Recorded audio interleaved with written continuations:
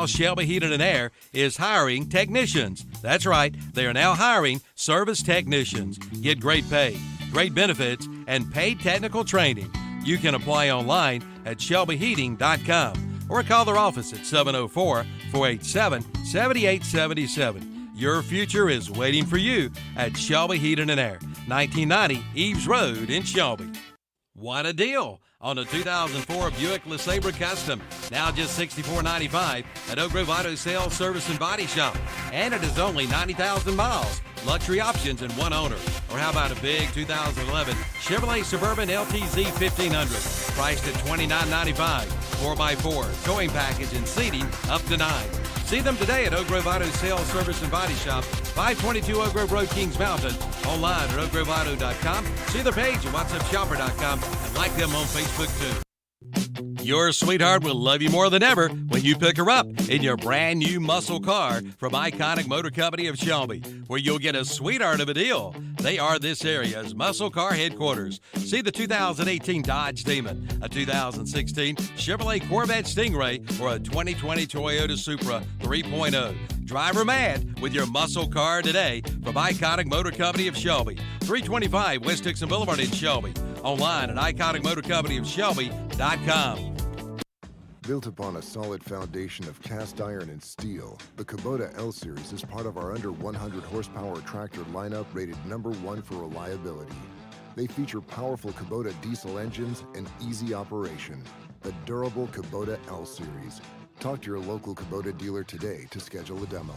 Go to KubotaUSA.com for full disclaimer. Your Kubota dealer is Parker Farm Service, located at 126 Bessie Drive on Oak Grove Road at the Highway 74 bypass in Kings Mountain. Hey, look, it's Gary Dellinger with Dellinger Electric. Gary, what's going on? Hey, Calvin, just stopped by to see how the new jingle was coming along. Well, as a matter of fact, we just finished it up. Want to hear it? Oh, I can't wait. Here we go. When it comes to your wiring, you don't want to monkey around. Call Dellinger Electric. They're the best electricians in town. Well, what do you think? I don't know. I mean, it doesn't even give her phone number. And monkey around? 704-435-0705. They're the best electricians in town. I don't have to pay for that. Do I? Get ready for the big game with a stop in at Mitchum's Kitchen in Vale.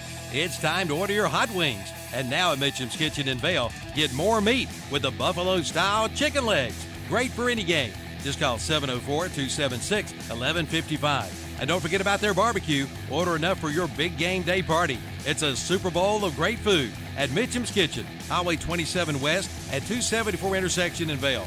Online at mitchumskitchen.com. See their page at whatsupshopper.com and like them on Facebook too.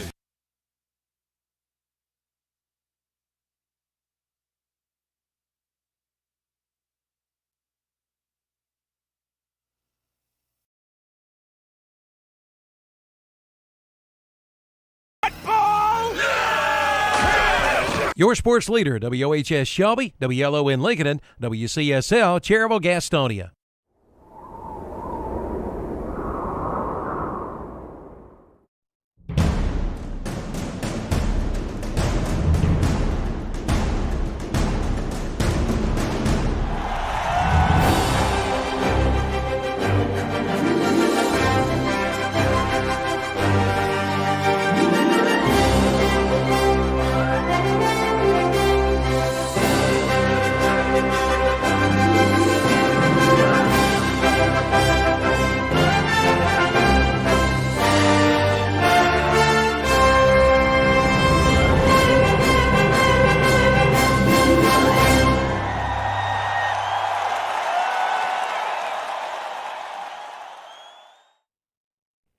Hello, this is Milton Baker inviting you to listen to NASCAR Racing right here on WCSL 1590 AM, 92.3 FM, and KTCBroadcasting.com.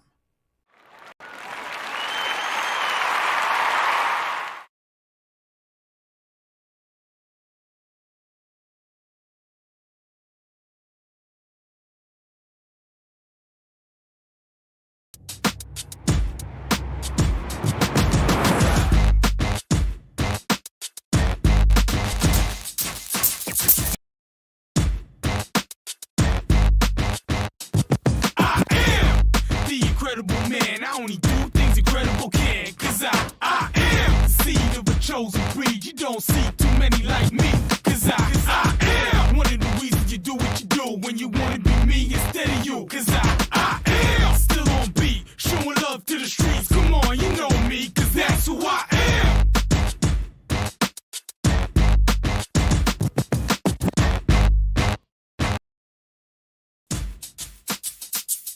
And good morning, and welcome to another Saturday morning sports talk on KTC Broadcasting with Kevin, Zach, Tom, and Terry. And I can see my camera is working this morning, and he even has a banner for me with a bunch of superhero symbols on there, which I love. That is great. All right, JP. I Okay.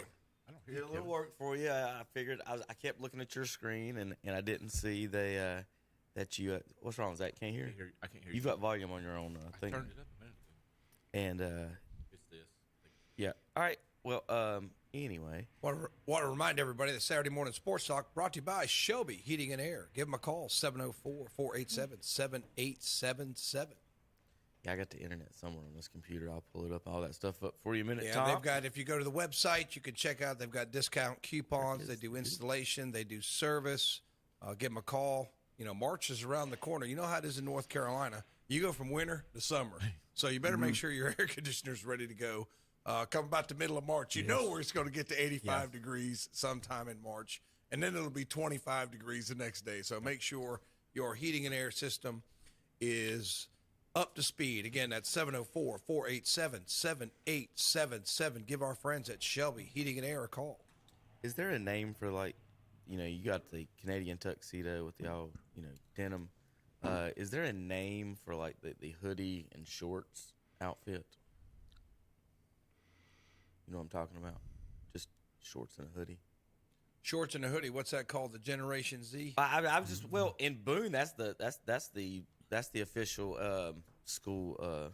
When you get the weird weather. Yeah. Right, in North Carolina. And you have to. Well, it was when I was in college. I remember in October was the worst because you'd get up in October for an 8 o'clock class and have on a jacket and pants, and then when you got out at about 11, you wanted to be in a t-shirt and shorts. I mean, that was like every day in October. Well, welcome to Boone, Tom. Instead, you had the double coat and the hoodie, and then in the afternoon, if the wind was blowing, you still need the hoodie. If it wasn't, then you got down to the t-shirt, and you had to have a bag big enough to stuff all that stuff in it to carry it back home.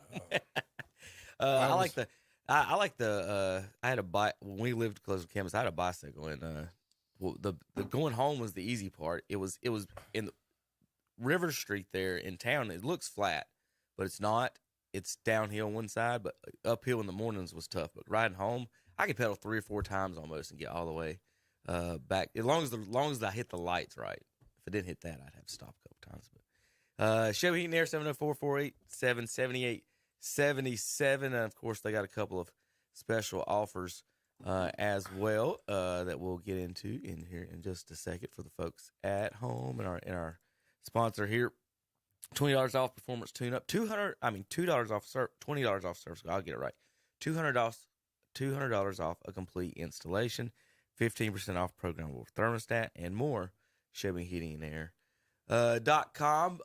Big week in our house. I got a bunch of stuff to pull up here at some point. But we're going to start today and I'll get that stuff organized. We'll finish up with some fun stuff. But I did find this, Zach, last week. As soon as I left the show, we found the new logo for the Washington Commanders here. So found this at the store up here. I want to shout out to friend Cotton.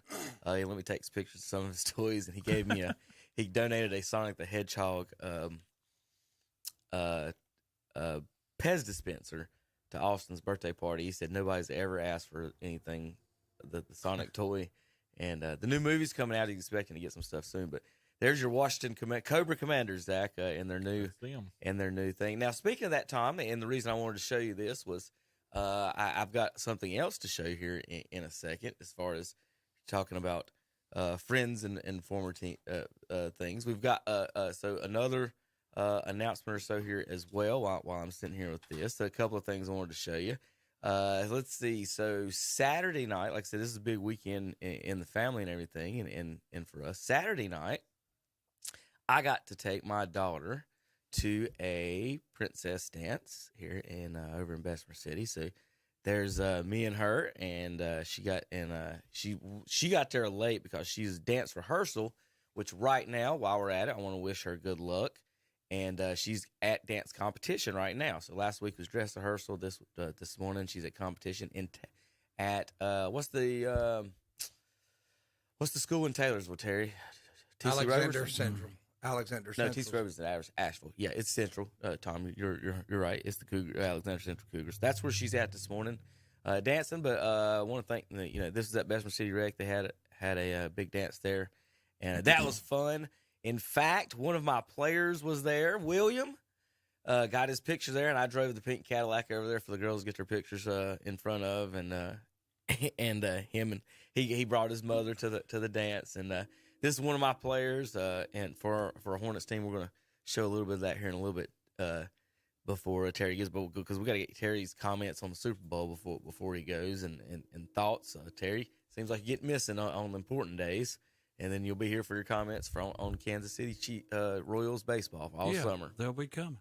But anyway, we had fun with that. So I had fun with Will and my daughter there, and they had a good time cutting it up. Also, real quick, a couple announcements. My son there turned 10 this past few weeks ago, but we've had a couple of COVIDs and we had the snow, so he hadn't had his real birthday in about a month. So we had his party this week and want to wish him, of course, happy birthday. And of course, there's little Morgan there, my friend Jason from school. Don't see him much. He got to bring his daughter from Charlotte, and then of course my nephews. They're playing basketball this morning. I want to wish them good luck as well. And then finally, Zach, you were just asking. Let's see if I can pull it up the right way. We had a announcement this week. Of course, my wife is pregnant. I keep telling my daughter it's me, not her, but she won't believe me. Mm-hmm. And this was I don't want to show. I want to show the other one. I wonder if I can rotate that. I don't think I did that right, but I'm going to pull it up anyway because you've got to see my daughter on this. She wanted, Zach, a boy. I mean a girl. We're just going to show it sideways just for fun, Tom, because you're going to get to see it either way. All right, so she wanted a girl, obviously a little sister. Oh, they turned it right. Okay, so this is Dad. That's who it was. Okay, so this is Dad filming. So any bad filming, we're going to completely blame on Calvin on this one. So we did fireworks, we did smoke bombs, and we've got let's see. My wife and I was going to run around the corner. You know, they got to do this corny stuff, whatever. But anyway, the fun part about this is my daughter's reaction at the end, because we got to show her through the smoke. But Zach, I just told him exactly what we were having. But here we go. Jason, and it's a boy. So another boy here in the Hastings family, and the daughter wanted a girl because she is the only daughter in the whole family. Between everybody. Now, Tom and Terry, if you'll watch, all right, I'm going to pause it. She is the one in the pink there through the smoke, okay? Watch her legs and just watch her reaction here in the last, I'm telling you, it's the last second of the video. Just watch her. She's thinking about it, and we're not happy. Yeah. She gave the old kick right there at the end. She kicked a little bit right here if you'll watch. He didn't get a good video. She just does a little one. And then she turns around. I think Morgan said, "You're having a boy," and she wasn't thrilled with it. But she is way better with it now. Excited about it. She doesn't care for the most part. And so while I've got this screen up, Terry, this is the the headline on ABC News the other day. See if you guys get it, but I'm going to read it for the folks, obviously, on the radio as we start off on Terry's comments on the Super Bowl before he goes. Tom, read Matthew Stafford's qualifications there. Matthew Stafford, first season with the LA Rams, 12 season with the Detroit Tigers. That's awesome. ABC News, folks. ABC News. 12 seasons with the Detroit Tigers. They put. Whenever I screw up in class, I remember I was doing comparative politics yesterday with Germany, and I couldn't remember whether it was Bundesrat or Bundestat. I felt bad that I couldn't remember, but they don't know the difference between the Bengals and didn't the matter Tigers. what you were saying. and I make significantly less than whoever edited that for the ABC coverage. So that's funny. He So probably would have been better with the Detroit Tigers. maybe, Yeah, well, maybe. it's just funny. With Miguel and all them. He In all might have had a seriousness, winning record with them. it is funny how some organizations could just never get it together. I mean, because if you're bad, you draft high, and you should be getting the ringers. The thing, Kevin, I don't know if you saw Carson Palmer, who made an idiot comment, said, "Well, Joey Burrow's in a Super Bowl. Do you think the Bengals are going to do enough? Do you think they're going to sew up offensive line? Do you think they're going to keep Jamar Chase?" And they're like, why don't you shut up? What'd you do for Cincinnati? Because he used to play for him for a while. It's like he's in the Super Bowl, so you're taking away from him by saying, well, are they going to keep doing this? Or is this organization going to stay? You can tell he's kind of bitter at the organization, but it's just kind of funny, some of his comments, and it started a Twitter war, Terry. Yeah. Well, part of it was he was digging at the Bengals organization. Exactly. You're right. Because what they are notoriously famous for is being the cheapest and most underfunded team in sports, basically, for the most part. They're basically owned by the lady from Major League, Tom. Right. Like that guy when he got up and talked. Who's owner? Let's see. They'll make more money now that they're selling jerseys, and they'll be selling more tickets. They'll make more money now. I want to find the whole comment, because most of these things, when you read them on the internet, they take one clip of it instead of the whole sentence, and then they put 20 people said on the internet about it because they were mad at him. Right. Other than the fact what he was saying, and if I heard it, is Joey's going to sit back, win or lose, and think, am I going to re-sign with this team? And he finished. He said some more. Obviously, he did. The rest are they going to get me an offensive line? Right. Are they going to keep? Are they going to improve the facilities? Things like that. Right. And of course, they just used that headline for that. And so listen, 100%. Carson Palmer has a point here. Now he does, but it's the timing. Right. The timing. Now, I've watched the video, and we may play it if I get a chance. Probably not because of copyright, but Marcellus Wiley was pointing out this week, and he went through what happened the last 4 times Joe Burrow had the ball in the playoffs this year. He turned it over or went 3 and out. It wasn't him. And he started pointing out something that we've pointed out here on the show thousands of times. The Bengals defense. In the 3 games in the playoffs, they've given up 17 points a game. That would be number 1 in the NFL. They were giving up 24. They were 19th, I think, or 17th when we read this, and they weren't even close in defense to be in the top 12 team. And now all of a sudden they're number 1 against these playoff teams. So Marcellus Wiley was defense. Be careful with this defense. If Matthew Stafford and them get hot, this defense could easily just crumble back to what it was in an instant. It could be one of those blowout Super Bowls.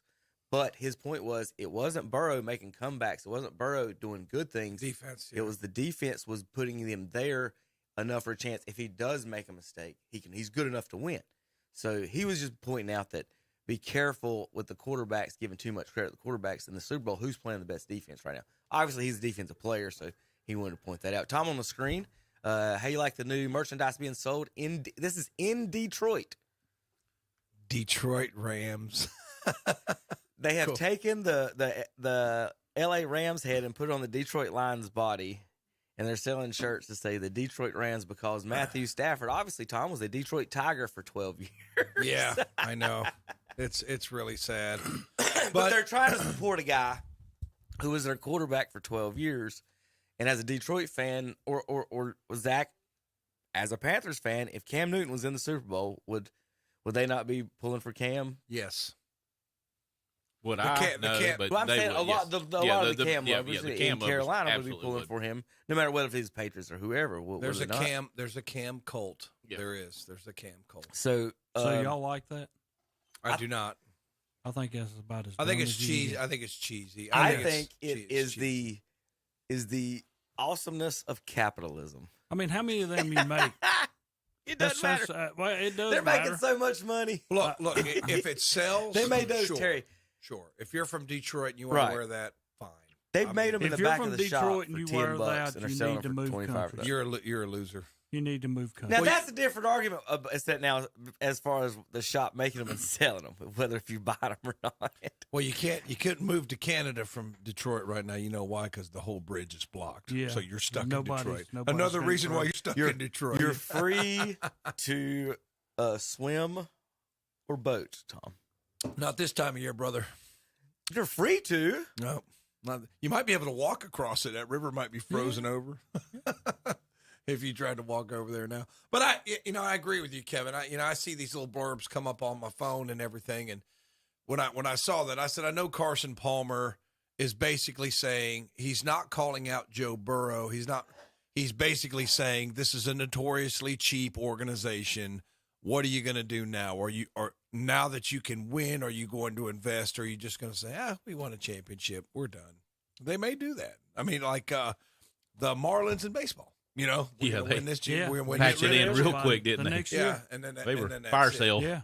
But I tell you what, if Joey B wants to move across Ohio, I think he would be welcome if he decided to do that. But I don't think he is. I think he's found a home there. I think Cincinnati is going to figure out that, we're notoriously cheap, but you can make a whole lot more money if you're good, right? You can make more money if you're good. So we'll see what they do. Well, Tom, I do have we'll get in that after that. Terry's got to go here soon. Terry, Super Bowl. We're gonna let you do your. Well, no, it's gonna be a while before I go. I thought you said 8. You 9:30. said 9. I thought you said 8. Okay, then Terry's not leaving now. Then we're good right now. All right. Sorry, whoa, I was panicking. I was trying to get Terry out the door. Like, my God, get out of here! I was just tired of having you here. The line I'm full of biscuit, Terry. You can go. Yeah. The line is 3.5. We'll get into that in a little bit. He thought you was going to be on the street, so you could be looking for our missing employee. Yeah. He'll be walking a dog. Yeah. This is the time frame that you might be able to see him. He'll be carrying a gift bag. Okay. Yeah. You see him. Okay. Well, for a birthday party. While on that subject, then I'm confused. We'll finish up the opening, and I'll get on that real quick. We'll jump on that for a minute because I was talking about the Commanders. I did want to bring up. You were talking about Mr. Yancey, and I did want to bring up a tweet that he had pointed out, and here we go. So where are we at? Internet. Tom, you want to read that there in front of you? All right. If I can see Hunter Yancey. Washington, I can't anymore. I'm sorry. I believe I'm becoming a free agent. Hunter Yancey. He is not happy with the Commander football. Hey, we would have appreciated a tweet like that, Hunter. KTC, can't do it anymore. I'm a free agent. Peace out. It would have been nice to see that. Terry, he gave a letter of resignation to his football team, but he didn't give one to his employer. That's just wrong, Hunter, if you're asking. I'm still here. Generation Z, guys. Generation Z. Go figure them out. Go figure them out, Terry. You thought the millennials were bad? Check these guys out. Holy cow. Oh, my gosh. So this is one that's been going around this week that the Simpsons had the Bengals win the Super Bowl. It was against Miami, but it wasn't against the Rams. People doing Photoshop. This is one while I'm here. I want y'all to see the 17-year-old Georgia running back coming to Georgia. You like Nick Chubb, Tommy? Holy cow.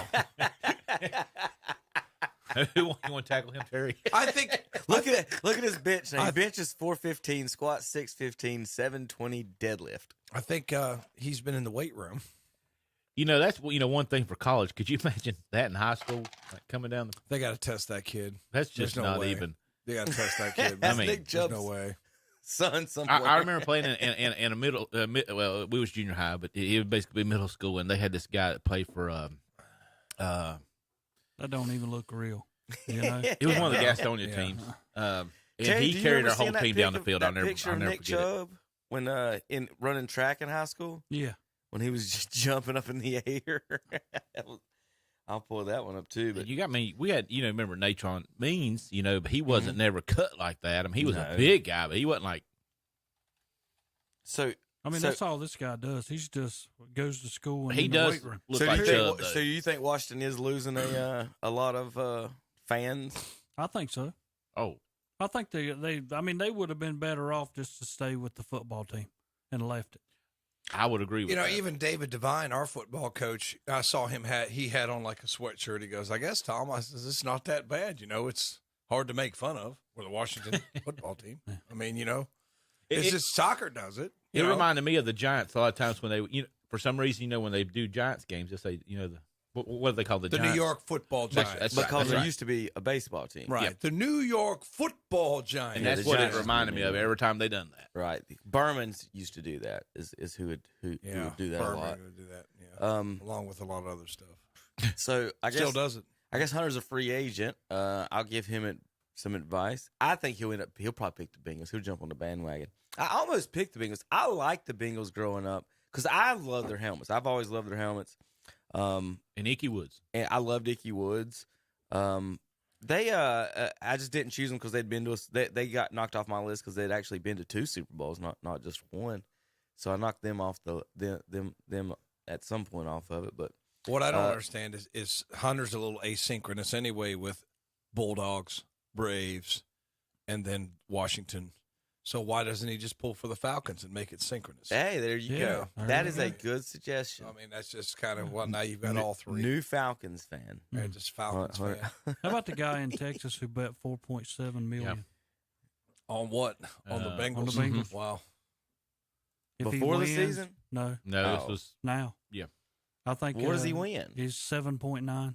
I haven't even seen a line yet either. I pulled up on ESPN the other day. Well, that's doubling his pay almost. Or he could just keep $4 million. I wouldn't think they'd let you bet that much. I didn't think they'd let you bet that much. I thought there'd be a max. That's what he bet. Well, I may place a friendly wager on this. I don't know. I might just take Bengals straight up. Probably I know pays how pretty I'm good. doing. Mine's pretty self-explanatory. Talking about wagers, I seen yesterday was the 42nd anniversary of Buster Douglas knocking out Mike Tyson at 42-1 odds. Wow. That's right. Could you imagine if you'd have dropped some money on that? You know who's going to drop money on that, Zach? Somebody who's already rich is going to throw $100 on Buster Douglas and make $4,200 or something like that. Ain't that something? Because a guy like us, I need that $100. I got to pay my power bill. I can't risk that. That's true. Think about the rich man throwing $1 million on it or something. All right, when we come back, we're going to talk NASCAR at the Coliseum. We're going to do a little sound, Terry. We're going to do Radioactive this week. You ever heard one of these? Well, it's okay. Have you ever heard Radioactive?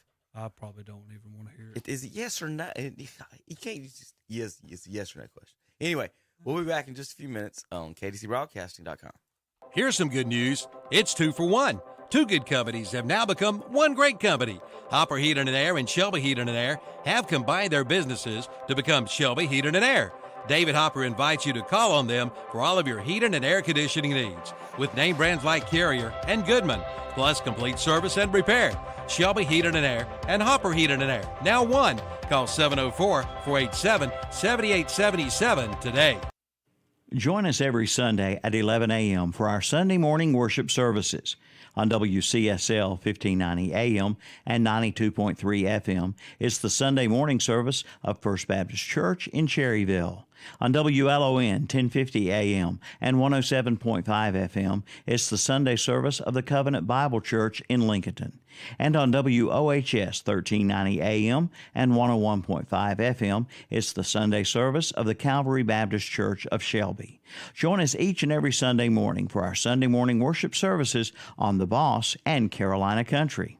Catherine Hopkins of Lincoln High School is this month's McDonald's KTC Broadcasting WhatsUpShopper.com Scholar Athlete of the Month. Catherine is a junior at Lincoln High School. She is the daughter of David Hopkins. Catherine's a member of the cross-country track team competing in the 1 mile, 2 mile, and 5K. She has a 4.4 grade point average with advanced courses in chemistry and U.S. history. Her extracurricular activities include swimming, ultimate frisbee, a member of the student council, the Beta Club, and FCA. Catherine's a member of the Marvin United Methodist Church, where she does mission work and participates in Operation Christmas Child. Her community activities include United Way volunteer and tutoring at the middle school. After graduation, Catherine wants to study environmental science in a 4-year program. The McDonald's KTC Broadcasting WhatsUpShopper.com Scholar Athlete Award is to recognize a student athlete not only for accomplishments in athletics, but also for overall achievements in the classroom and for overall school and community citizenship. If you're unhappy about the service you receive from your pharmacy, then see the happy people at the Happy Pharmacies, Medical Center Pharmacy in Cherryville and the Falston Pharmacy in Falston. They'll be more than happy to serve you and your pharmacy needs. See them about preventive care vitamins and to help fight off those colds and viruses. Don't worry, be happy with the Happy Pharmacies, Medical Center Pharmacy, 607 East Academy Street in Cherryville, and the Falston Pharmacy, Highway 18 North in Falston. What's the best way to explain the golf at Glen Oaks Golf Course in Maiden? It's world-class golf for the working class. Yes, golf is never better than it is at the Glen Oaks Golf Course in Maiden, with special programs for seniors, men, ladies, and juniors, plus a driving range, banquet facilities, and a swimming pool, picnic area, and more. For your tee time or other questions, call 828-428-2451. The Glen Oaks Golf Course, 245 Golf Course Road in Maiden. It's world class for the working class. Join Milton Baker for the West End Cell Swap Shop, Monday through Friday on Carolina Country, WCSL, Cherryville, Gastonia, 92.3 FM, 1590 AM, and online at ktcbroadcasting.com. And we're back. There I am on KTC Broadcasting with Kevin and the gang. We're talking more sports today. Are we not? Or are we just... Was that what? Well, yes, nothing's changed. Well, I know nothing's changed. I mean, I just didn't know which sport. Are we not? I mean... Jeez. Well, I didn't know which I tell you sport you were going for. While Terry's sitting down, JP, as quick as you can, name me all of those logos on your screen. Spider-Man, you have two symbols for him. Wildcats, Captain America, Iron Man, Avengers, Green Lantern, Flash, Iron Man again, Shield, Aquaman, Wonder Woman, Wolverine, Decepticons, Deadpool, Punisher, Superman, Superman vs. Batman, Batman, Superman with blood on it, Daredevil, Fantastic Four, Autobots, and the X-Men. So, for the people on the radio, we all get some artwork on our shot. JP's never had some, so I put some together. See, you've got Appalachian and Bessemer and the Cleveland Browns and the Hornets and the Cardinals. Terry's got West Lincoln, Celtics, Kansas City, NC State, and the Cowboys. Zach's Hornets, Panthers, Braves, Iron Men, and Tar Heels. Your Tar Heels let me down last Saturday. And Tommy with the Bulldogs, Cavaliers, Buckeyes. See how mine's synchronous? Well, mine's synchronous. Is that do I got to change that Cleveland symbol? I'm sure y'all still keeping that as We're part. keeping the block C. Okay, so I can keep that on there. Please keep that. Okay, just don't mess with it. I was going to put the big G. If Guardian. it changes, Tom, it's got to be changed. I just want to remind our listeners that Shelby Heating and Air still sponsors us despite our nonsense. So we do appreciate you sponsoring us. For all your heating and air needs, 704-487-7877. If you need a system tune-up, you need a new system installed, they can satisfy all your heating and air needs. So give them a call, 704-487-7877. Kevin's got the website pulled up here. They've got all kinds of coupons on there, don't they, Kevin, about discounts on go service. To special offers things. tabs. They got finance and support, list of all their services and products as well, reviews. Nate certified at the very top of the link. They're carrier dealer as well, Shelby Heating and Air here in Shelby. All right, this weekend, the Clash at the Coliseum.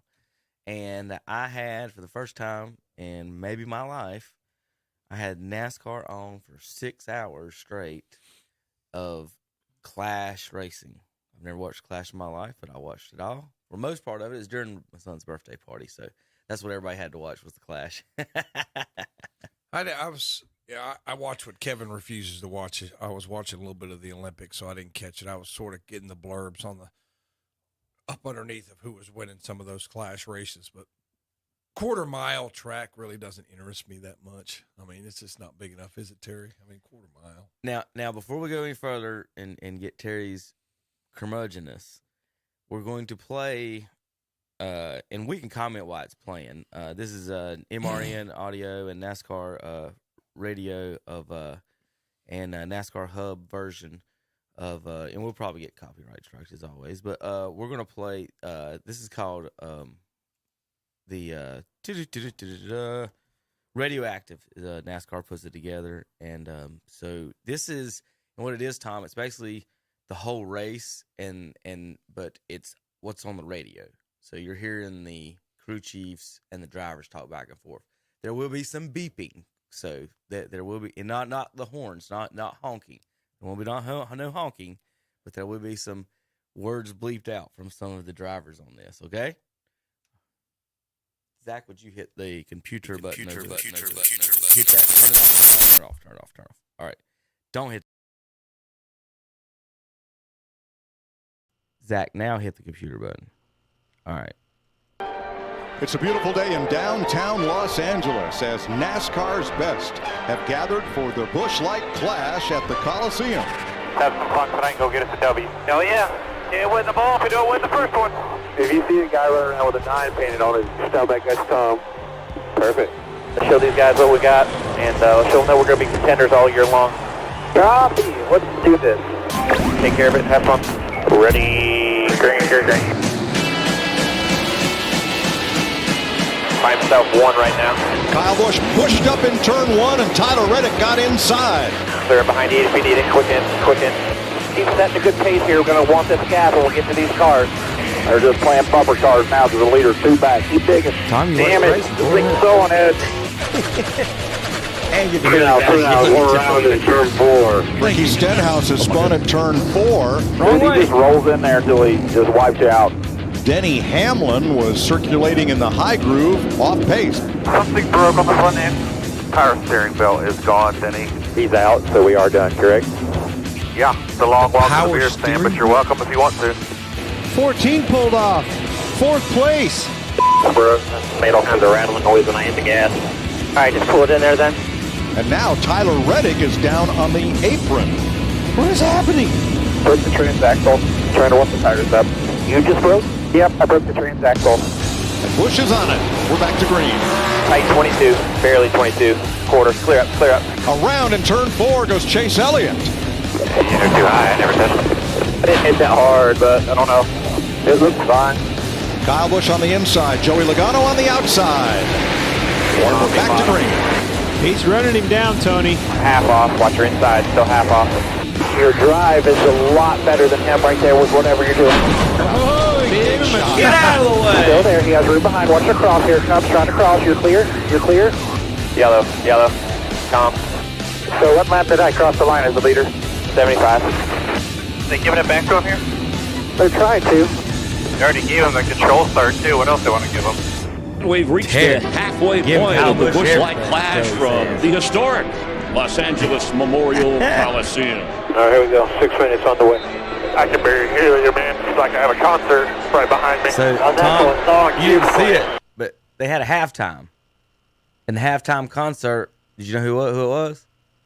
No. Wreck yourself before you wreck yourself, fool. Gloves are off. It's any man's game. Doing really good. That was a good day. That's why I nice. sent that out. Didn't make it ugly. There we go, coming green now. Watch the jam up down into 1 here. 75 laps to go. Here's the restart green. Take care of your stuff for a little while. Plenty of ways to go. Kyle Busch's lead is gone. And this is good old-fashioned short track racing. That corner. That was just the 43. That was on him. Oh, I got huge damage because the settle in. Settle back in. Right now, settling back in, bud. It's broken. If you can make it, you can. If not, they're all coming outside. Caution's out for you. Caution's out. Starts on you in the box. Check bottom 31. Bumper in. He just ran him into the wall. Left line's tore all to pieces. Yeah, it's just out. We're out. He hit you on the front and went into the inside wall of his left front. His car's destroyed. Nice and smart. It's me a lot of laps. Probably a bunch more restarts, so. 18 of Kyle Busch looking underneath Kyle Larson. Stay in the ball game here. He's defending, getting a rhythm, building gap. Kyle Busch is catching Joey Logano. 2 to go. 2. He's going to run in the traffic here. All clear. Bring it home. Don't think he can get to you here by 5. Hell yeah, dude. Nice. Checker play. On it, baby. Woo! Oh, boy. Thank you. Got the leaders coming at you here. That's the leader there. You get fired up. Great work, man. Awesome. It's so badass. First one on the next gen. Nice work. So Joey Logano wins the race at the Clash. Terry, your man, can't hold him off. Can't catch him. Can't do nothing.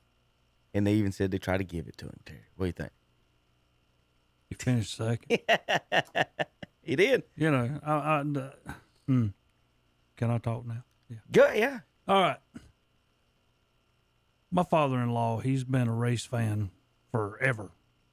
And he did not like the stoppage in the middle of the race. He did not like that at all. He says if that's going to happen, he's going to quit watching NASCAR. I mean, he was. He is TO. And he did not like the no banging, as there was not that much banging. I know they're going to show these highlights, and it's going to show a lot of stuff, but there's really not that much banging amongst the cars. There's only 3 leaders. So if you was at the back, forget coming to the front, because there's no way you was going to get there. Not on a quarter mile. No.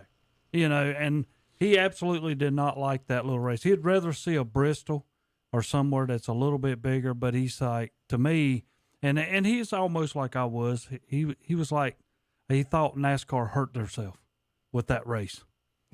Yeah. I mean, I'd like to see it. Y'all are so silly. It's got to be a half mile. Well, I mean, wait, what's 1/10 of a mile more? What does that do? What's the difference between Bristol? You don't like it if we put dirt on it? Is Bristol a half mile? Yes. Well, that was 0.25. 3/10 of a mile. It was 3/10 of a mile. So, 3/10 of a mile bigger, right? Bristol's 0.55 miles, right? Slit my wrist, please. But it makes a big difference on that, I think. but I mean, he thought that the I watched it for drivers- 6 hours. If Instead they of would sitting have there run the instead of whole sitting there race, complaining about everything, I watched for 6 hours, had a good time. if they would have run the race without stopping, the race would have been over in 40 minutes. The whole race. People paid all that money, so they had to put something in, and I'm with that 100%. You had to put something in, because all them people not going to pay all that money to come and watch something that would have been over in less than 40 minutes. Yeah. The whole race. Now, I don't know if that's not factual, Tom, but that's his estimate. It would have been over quicker. I wouldn't say 40 Way minutes. over quicker. How many miles was it? 150. 150. 75 and then another 75 laps. That's now we're lap. talking laps. Think of it. And you're probably rounding that thing in 20-some seconds. So divide that by 4. So think of that. Is 150 lap. Now, again, Tom, this is not a points official race. I know. This is and they still didn't hit each other. This is a Terry, they're brand new cars. They only got let me Okay, Terry. The winner of the Daytona 500 car always goes into the NASCAR Hall of Fame. Okay? This year's winner will not go into the NASCAR Hall of Fame because they don't have enough cars. So they can't even donate one car. And this means everybody. It'll eventually go. Right, but they said they will not be able to put a car. So they're putting a fake car with its wrap on it right now on display when the winter happens next week. So they've already announced that we're not going to put the real car for the first time ever there. It's not going to go on display there, I guess, in the Hall of Fame or in Daytona. So they're just wrapping a fake car for this year, and because they don't even have enough cars to even loan out to do that because this new car. Now, what I wanted to ask you about that was, Terry, it did seem you were asking about the bump and everything. It did seem like they had a lot of things break that we've never heard of break. Yeah, and steering. That's, now that's steering belt? the new car. Yeah. That's not the stadium. That's the new car. Yeah, that's is the that new something car. to be worried about? Yes, because even Larry was telling me, he says, if this is going to happen, wait till when you get to Daytona and they hit each other hard. Yeah. There's going to be a lot of people from just little old minor touches that's going to be out of these races. I've never heard of a power steering belt breaking. I've just not heard that. So, I mean, he does not like the hood fluid. He does not like the cutoff car. I mean, there's a lot of things I told that you he it's does smaller. I've absolutely- seen it in Yeah. person. It's definitely smaller, 100%. There was a video I watched yesterday about them the speeds being 190 now as opposed to 210 with Bill Elliott cars, and they were showing that how much bigger his car is than what they are. But they're in Daytona now. So it'll be interesting to see the twin 125s come up on Thursday, just to get some kind of estimate of how it's going to really look. Because I was not impressed, and that's me. That's just my opinion. Some people would be like, Kevin loved it, I did not, But I was not impressed with last Sunday. I think NASCAR continues to hurt theirself with some of the things that they're doing. And well, you don't like road courses. You didn't like the dirt at Bristol. You didn't like the Clash. This is what do you like? There's a divide. Let me just say. If Terry had his choice, would we have 36 Talladegas? But let me give him something else to think about. Terry, when you say NASCAR is hurting themselves, I think you mean NASCAR is hurting themselves with their traditional fans. Who are they 50 years attracting old. new fans? You know, do you think they're attracting new fans? Yeah, they might be. I mean, I would agree with that. You know, but who's going to have a halftime show? I mean, I know this will probably be the only time you ever see that. You know, it's the but they had to, Kevin. To me, they had to. They didn't have no choice. I don't know if Ice because Cube, that race would have been over so fast. But why Ice Cube? Because where they were They're in the LA Coliseum. Where they were at. They were trying to attract some. And he owns a car. Okay. Now yes, that makes he's sense. in the okay, sport. I didn't know that, but it's just and it's he's just in the a LA little, Coliseum. It's just a little asynchronous. He grew up down the street. But it just they doesn't brought in. seem They to brought be. in like the LA. They brought in Eric Dickerson, all kinds of famous So LA it was- people. it was all LA people. No, let They me brought put- in everybody but OJ. Okay. Tom, he's the only Yeah. person. I'm sure that did not OJ get was invited. there. I'm sure. Let me put it like this: it would have been the same way if it had been Ice Cube, George Strait, Elvis Presley, whoever. That's what I'm saying. Now, You know? if Elvis would have walked out there, that might have been a news Well, story. that's what I'm saying. A lot of people who are He's traditional still alive, by the way. old race fans just absolutely did not like that. And true or false, Terry, it wouldn't matter what we did. Y'all would complain about it. Well, I think NASCAR continues to hurt themselves. What? And that's Terry, how come we're when talking you about go the on- Clash. Wait a I've minute. never watched a lap in my life no, wait a of the minute. Daytona Clash, and I just watched 6 hours of it. Well, okay, but now you was at a birthday party, so you was making sure something was on that screen. I would have still. so Well, all if these the kids people would wouldn't have been watch. there, Terry, I'd have been laying on the couch watching 6 hours of these drive around the LA Coliseum. You know it's coming to Jerry World next, don't you? Okay, whatever. I talked last Saturday. I talked. The place was not packed. It was Yes, it full. was. No, it At was the end? full, but they were seats empty in there, and that place should have been sold out. It was sold out. Okay, then so here's my deal with NASCAR.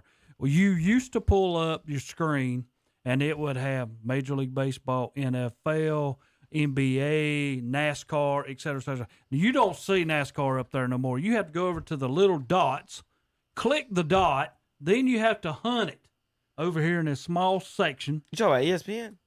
Well, yeah, that's what I'm talking about. Well, if then you're- you have to find it. Right, if you're and it's talking- towards the end. If you're talking about ESPN, and we've talked about this before, especially on the podcast, is they do that based on the deals they have. So NASCAR is with who? Fox and NBC. So that's they put that down on the list. They've got WWE on there now. It's not Yeah. because they don't care. It's because they have a deal with them.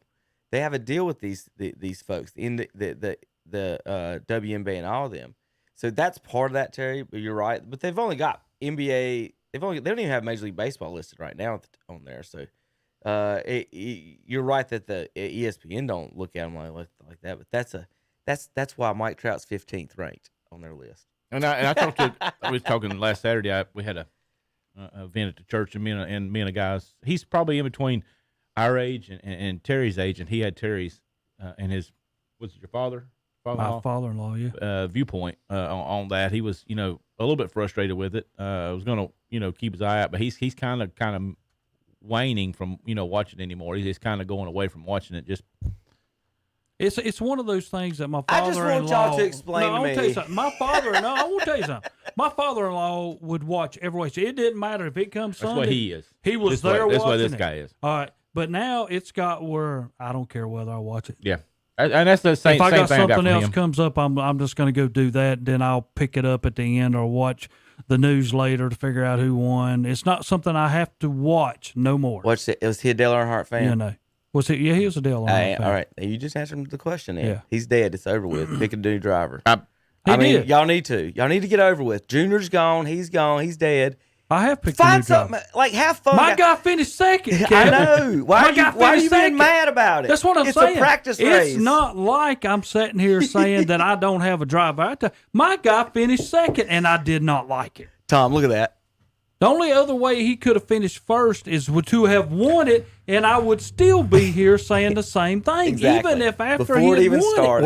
What helped him though? Before it even started, I y'all do didn't think. like I it. do think, even though I'm with Terry, I'm not a real big fan of the halftime. But if these are non-traditional It's an NASCAR exhibition fans, race. if these are non-traditional NASCAR fans, it's something they would have liked. It goes to my arguments with Kevin about LaMelo Ball. It's about the spectacle. It's about put butts in seats. So Ice Cube's concert puts butts in seats, just like LaMelo Ball puts butts in seats. So even though I don't like it's a gimmick. It's like, to me, it's gimmicky, it's cheesy, it's non-traditional. Tom. But I understand why they're doing it. But I don't understand why you're for this and you're against LaMelo Ball, because it's the same thing. It's not even close to the same thing. It's the same thing. It's butts in seats. It's making money. That's all. But that's not what we're talking about. Tom, I hate to say this, but you're very correct. God Almighty, y'all are so. Now you got them agreeing, Kevin. What did he just say about the Detroit Rams? It's about capitalism. It's the beauty of capitalism. That's right, Kevin. That's the beauty of capitalism. It's gimmicky. Nobody likes this except you. Y'all are not getting anything at all. Holy my God! Let me start over so that we'll make this clear. Not once since I've known any of y'all have the words "Bush Clash" come out of your mouths. Not once. Not once have I known anybody that I've watched race with in my life. In school, when we watched races every weekend, I've not once in my life watched a single lap of the Bush Clash. So you're making my point for me? No, you're not. What this is an exhibition race. That means nothing. That means everything. It's a gimmick. That's the part of it. Gimmick. LaMelo Ball's not an exhibition race, Tom. He's a gimmick, though. Oh, he's It's a gimmick. He's a Same gimmick. thing. It's a gimmick. Now, again, what the point is, this is a preseason exhibition race. If they went out there and raced ostriches, it doesn't matter. The word matter. So for y'all to think this matters, they're not stopping the Daytona 500 to run Ice Cube out there. This is a preseason. Let's get hyped for the season. Let's bring them out. Let's show the world the cars. We have a new audience. It's racing in a football stadium. How crazy and fun is that? You do it at Daytona, like it's always been. Who cares? What I'm just saying, I understand. Kevin's saying you can do this in something that doesn't matter. It's not a real race is the point. Yeah, but it doesn't matter. But I guess This is like getting upset in the All-Star game that they shoot too many threes. Somebody got over $1 million, so it was pointing for Yes. something. It's something. Yes. Well, what Kevin says. This is nothing but a TV show. Nobody watches the Bush Clash, so we're going to do this gimmick to get interest. Nobody watches the Charlotte Hornets, so we're going to bring in this kid. It's kind of a gimmick, even though he's not really going to help us win. It puts butts in seats. It's about making money. That's the parallel I'm making. I understand your point, Kevin. You're saying, Tom, quit crying about something that doesn't matter. That's what. But the Charlotte Hornets, every single game, it matters. But I'm saying it's the same concept. It's how can we make more money? Here's the difference in what happened here. If you'd go back, I'm only doing this for when Dale was living. If you'd go back to when Dale was living, and you had this race with Jeff Gordon and all them guys involved, this race would have meant something to a lot of people, even if the Super Bowl was the same weekend. Because your NASCAR people would have stayed on your race and then flipped over to the Super Bowl, then flipped back to NASCAR. That's how that would have been. With this, they're having to substitute. Let's do the preseason and then the final AFC Championship, NFC. Then we'll put this in. Then we'll go to the Super Bowl. Then we'll go to Daytona because they know they cannot put them on the same week because it would not compare. Back when Dale was living, it would have compared. The NASCAR people would have stayed with NASCAR even if the Super Bowl was on. They would have never switched back. They have to do this because nobody would have watched this past weekend. So we don't have heroes anymore. That's what I'm saying. Yeah, there you go. That's how it is. There's no way they could have ever competed. Nobody would have not watched NASCAR this past weekend if it was the AFC, NFC, and NASCAR on the same week. They would have never watched that. They'd have watched the football. So they average between 2.3 and 4.3 million viewers during the race, during the whole thing. That's my point. They got interest, and Kevin said, who talked about the Bush Clash? I think that's an excellent point he made. Who does this? Let's turn it into this gimmick. Let's bring in Ice Cube. There Let's you go. put in California. I just can't see. Now it's a gimmick. There's nothing else Yeah, was on. I mean, that's I what it can't is. see anyone getting upset like Terry. I'm not and them. upset. No, I'm not not you. I'm upset. talking Yeah, about I'm Terry not or any traditional NASCAR fan over them trying to do. Trying to do good and bring new fans to the sport. Let's bring new fans to the sport. It's a practice race. This is destroying everything. But they don't sell moonshine anymore at the races. To make a parallel, they have all this stupid stuff in education, like Kahoot games. It's a and all this preseason stuff. game. They try to do little gimmicky stuff to get the kid. It's a gimmick. I mean, that's all it is. It's I mean, a preseason game. Is that too hard to understand? It's not hard for me to understand. I just know what's going on here. I just right. I mean, I think really from a marketing standpoint, it's smart. I'm with Kevin. From a traditionalist standpoint, you've made all the Terry Reinhardts mad. Is that going to cost your sport? We'll see. And I think the more birthdays you've had, the angrier you're going to be about this. But what are you getting what mad about the younger about? fans? Kevin, you hit What it about the perfect younger a while fans? ago when you looked at me and says, okay, it's got the WWE. Okay, that's what that was. The WWE fake. Take it off. Terry. Nobody wants to watch it. Terry, what are you talking about? Well, I mean, that's what Terry. it was. It was a fake, fake again- play. It's But like people going love to, WWE and they know it's Well, fake. Stop. All right, Terry. Last year, they held the race in Daytona. It was an exhibition race then, right? And they did. Okay, no. It didn't matter then, right? So why does the exhibition race now matter and ruin your day? Because people had fun in LA in a football stadium. Here's my deal. What does location matter? It's a race that doesn't matter. It's like being mad that it Wasn't the rained out clash at the last Cleveland year County the, Fair one night and we moved it over road to Denver. course? Wasn't the clash last year the road course? I have no idea. I can't remember. It I might think have so. been. It might have been. I think it was. In Daytona. So if Right. you're doing that, you're limiting the people that can win it. I don't like that. That's the reason it should be a Daytona or a Talladega where everybody out there Charlotte. has a chance. Atlanta. No, not Charlotte. Forget Charlotte. One person gets out in front of Charlotte and the race So is now over. you're arguing over fairness in the preseason exhibition race. I want a race. It's a race. There's 3 leaders, Kevin. I don't care if they all had nitrous buttons in this race, Terry. There are 150 Who cares? laps. It's a fake race. 3 leaders. It's a fake race. If you go to Daytona, It's a fake race. If you go to Talladega and you run the regular course, all 36 to 43 cars, however many you got in it, has an opportunity to win it. Them guys at the back of that race had no opportunity to win it. None. Makes So it why are boring, you in it? Why do you want to be in? I've seen people come from the back in Charlotte. Doesn't happen that often, Terry, but it can happen. Yeah, it can could, but happen. what's your opportunities of that? Yeah, but do it. 5% or less. I say there's sticks in the mud. There's places where I would put it Daytona, Charlotte. I wouldn't go Talladega. I wouldn't go Talladega. You have to go Talladega. No. You can't go Charlotte. Darlington would be good. Or hey, let's go old school. Let's go North Wilkesboro. Let's do something like that. Let's bring something like that back. Or let's go give California something else as if they don't have enough already. Let's do Rockingham. Let's fix up Rockingham and just have old school throwback to the way it used to be in NASCAR. But now at Rockingham That's what I and would North like. Wilkesboro, If it was in Rockingham if or you're North at the Wilkesboro, back, I would have watched it. Your chances on getting to the front are not good neither. Yeah, but still, if you're at Daytona if you're and Talladega, everybody has an opportunity. That's what that race is for. The Busch Clash is for everybody that's in that race to have an opportunity to win it. But them guys at the back of that race had no opportunity. But I'd like to win see it mixed with I some think nostalgia. the highest one maybe moved up 16 spots.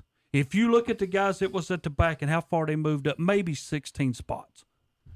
So we got new fans out of the California Coliseum. They're not. And I'm going to go with Tom. And then, so they did it this year in the Coliseum. Let's spend the money and fix up one of the old racetracks. Dude, people love nostalgia. That's right. I agree. People love the '80s stuff. Cobra Kai. So you would do both. You could do both. Bring you could do both. Bring the old stuff back. Those fans.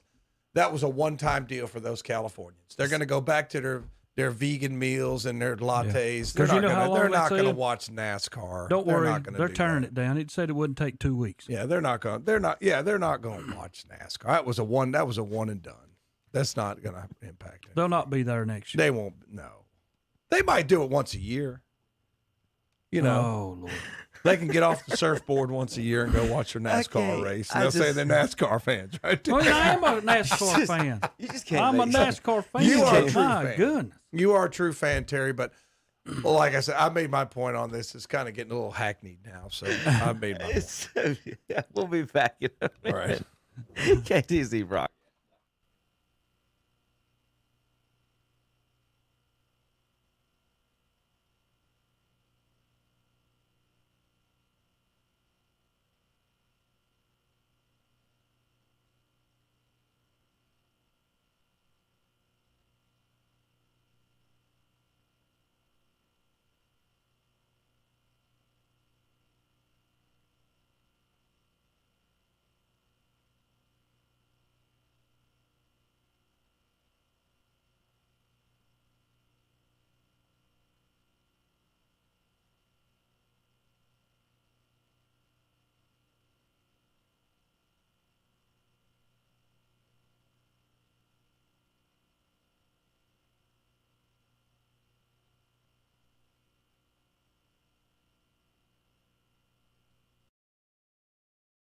Lincolnton, open 7 days a week, Monday through Friday, 5 a.m. to 11 p.m., Saturday and Sundays, 7 a.m. to 11 p.m. Call 704-240-9795. It's time to come out and play at the newly renovated Lincoln Country Club. Since 1946, the Lincoln Country Club has been challenging golfers. Ask about special membership opportunities, enjoy the new swimming pool, and the restaurant just can't be beat. Practice your drive and know the driving range, too. For your tee time, call 704-735-1382 for the Lincoln Country Club. 2052 Country Club Road in Lincoln and online at lincolncountryclub.net. With warmer weather coming soon, get a great rate on recreational vehicles such as motorcycles, campers, boats, RVs, tractors, and more. Carolina Federal Credit Union in Cherryville is offered a special rate on recreation vehicles as low as 2.75% APR. Apply online at carolinafcu.org or by phone or in person. Rates based on credit history. Let Carolina Federal Credit Union treat you like family. Located at 1200 East Church Street in Cherryville. Celebrating lives and healing grieving hearts. That's the theme of the Stamey Tysinger Funeral Home and Cremation Center in Falston and the Stamey Cherryville Funeral Home on Dixie Street in Cherryville. Their staff is committed to providing your family with the highest quality care and service in your time of need. For more information, visit the websites at StameyTysingerFuneralHome.com and StameyCherryvilleFuneralHome.com, both giving you the gift of comfort for you and your family. Built upon a solid foundation of cast iron and steel, the Kubota L Series is part of our under 100 horsepower tractor lineup rated #1 for reliability. They feature powerful Kubota diesel engines and easy operation. The durable Kubota L Series. Talk to your local Kubota dealer today to schedule a demo. Go to KubotaUSA.com for full disclaimer. Your Kubota dealer is Parker Farm Service, located at 126 Bessie Drive on Oak Grove Road at the Highway 74 bypass in Kings Mountain. And we are back on Saturday morning Sports Talk with Kevin the Gang. She lost it. Did you introduce us? I was too busy going down the steps and coming back up. Yeah. You did? Mm-hmm. Good job, JP. Good job. Yeah.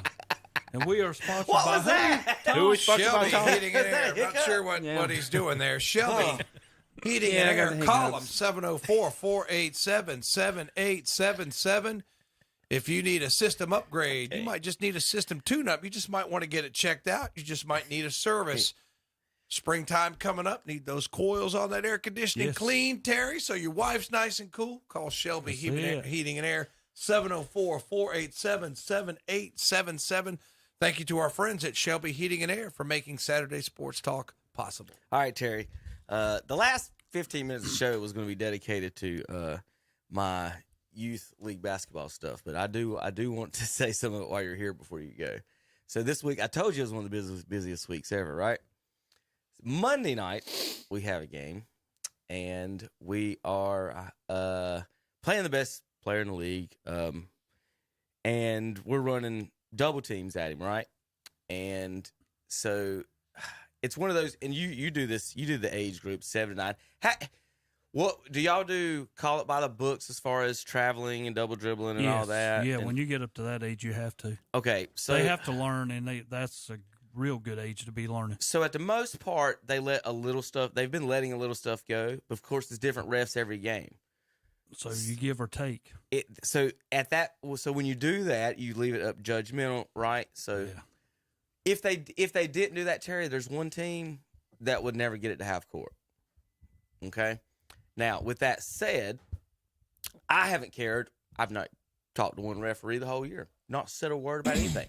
The only thing we did was the only thing that we've done the whole year was Larry Boone, football coach, just retired. He was running the scoreboard, and the referee, one of my smallest kids got a fast break, all by himself, and he caught a travel on him.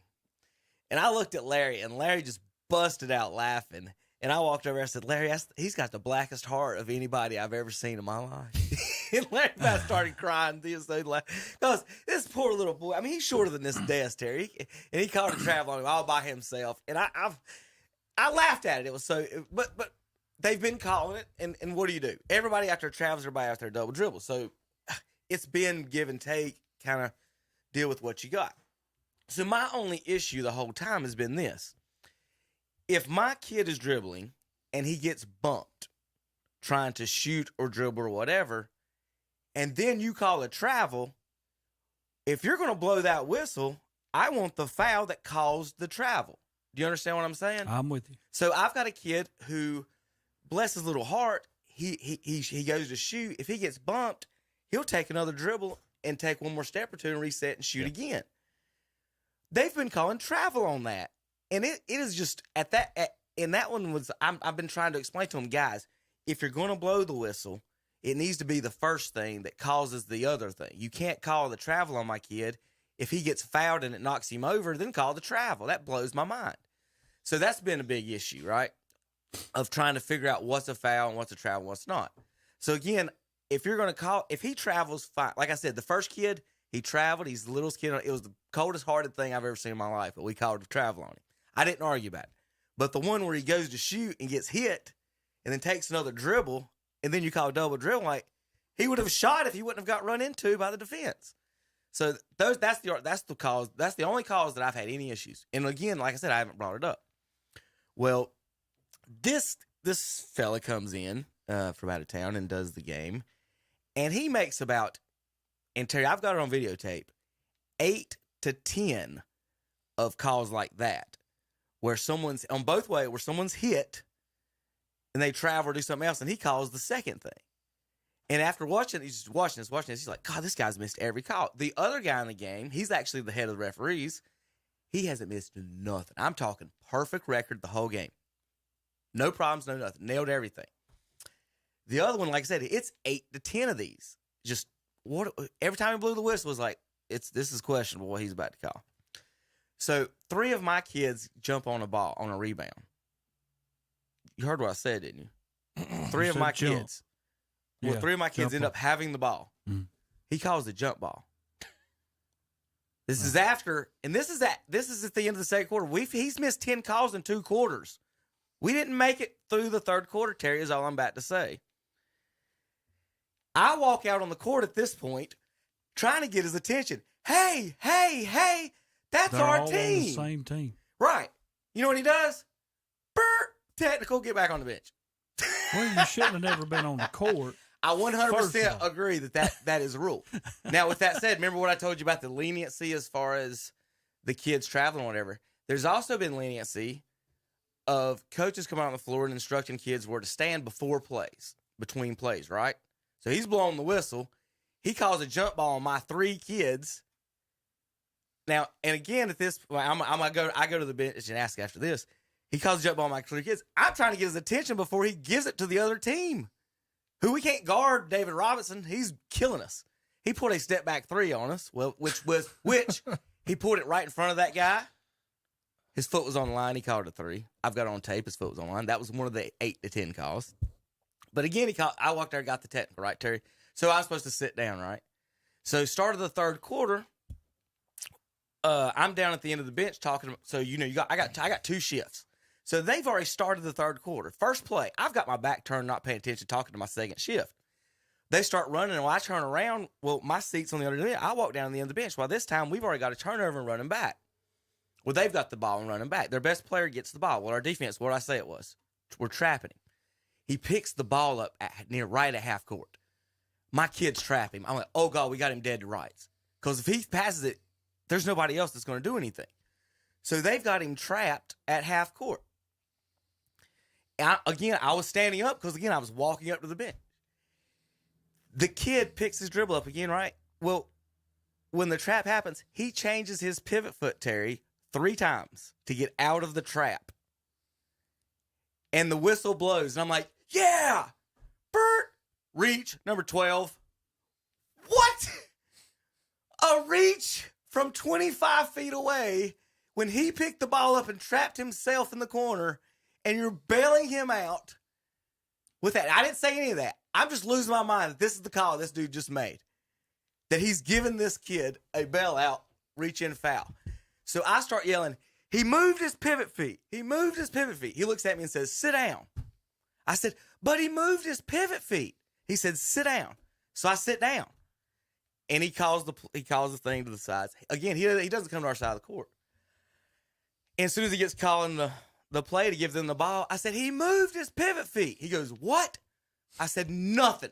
He goes, Bert, technical number 2. You're out of here, coach. Did you get kicked out of a little Oh, my Lord. Without cussing, without calling him a name, the only thing I said, Terry, was he was done with he that moved his pivot foot. Kevin.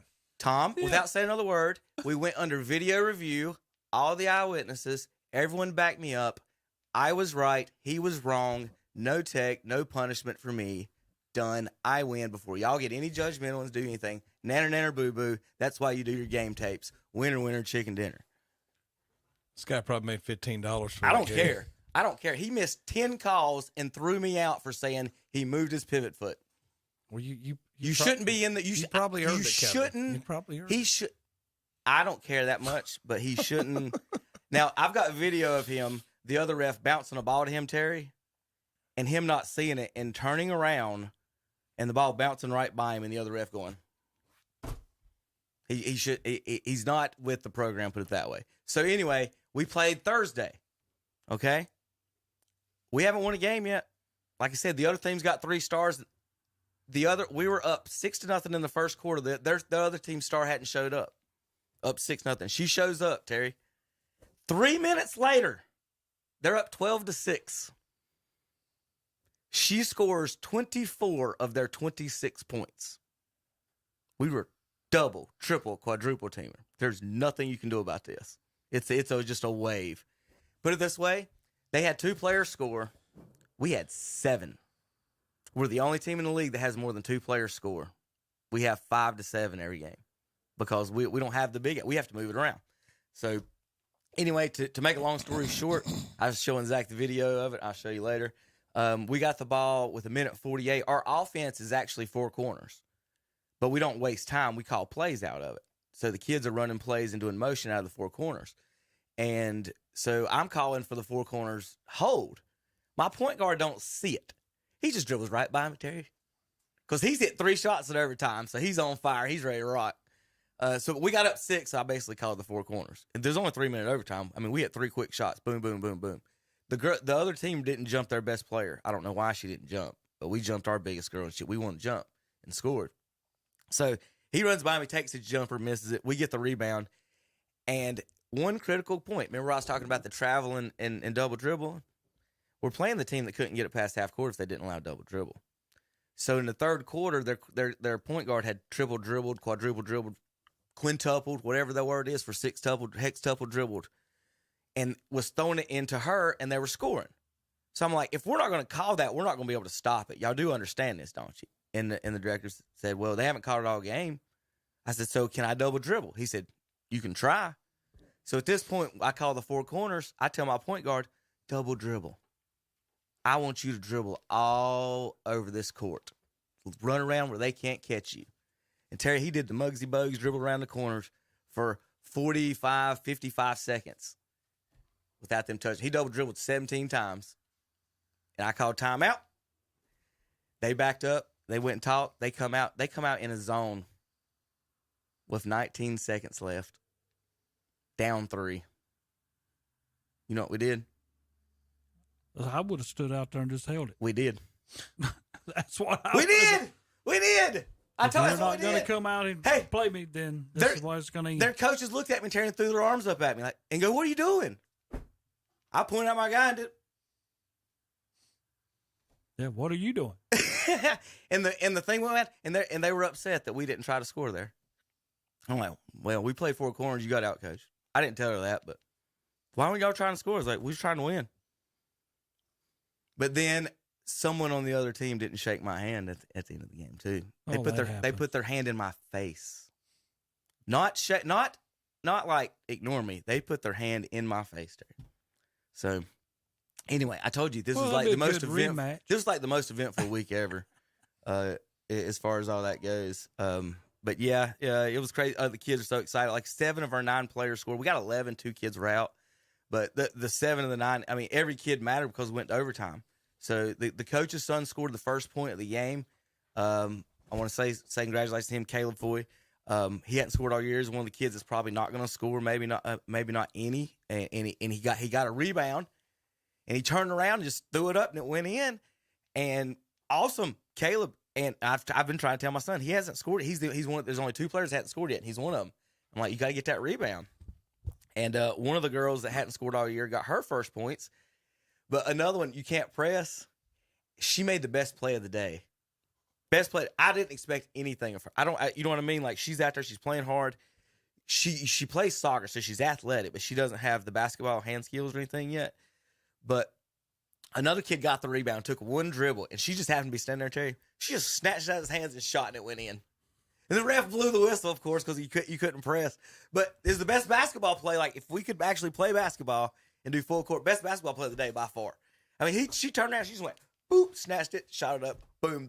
Everybody went crazy because she hadn't scored, but that was her first points. But she got another one. It wasn't like 2 minutes later, she got a rebound and did the same thing, but scored on her own without stealing it. But I did want to get some of that since you do the youth basketball, kind of talk about the silliness and fun that we did have this week. And I understand the real quick the how hard it is as far as the refereeing on what to do and how to judge it. But again, I had to ask Terry in the third quarter because it's the same refs from the first game that was called tight that we got thrown out for asking about a pivot foot.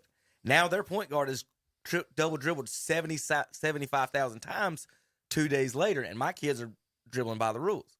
So what do I do? So then that's why I instructed. I was like, if you double dribble, they got to call it. And I might get a tech, but they going to call it. So you got to go. You just got to go. And it's tough, and I'll put it like this.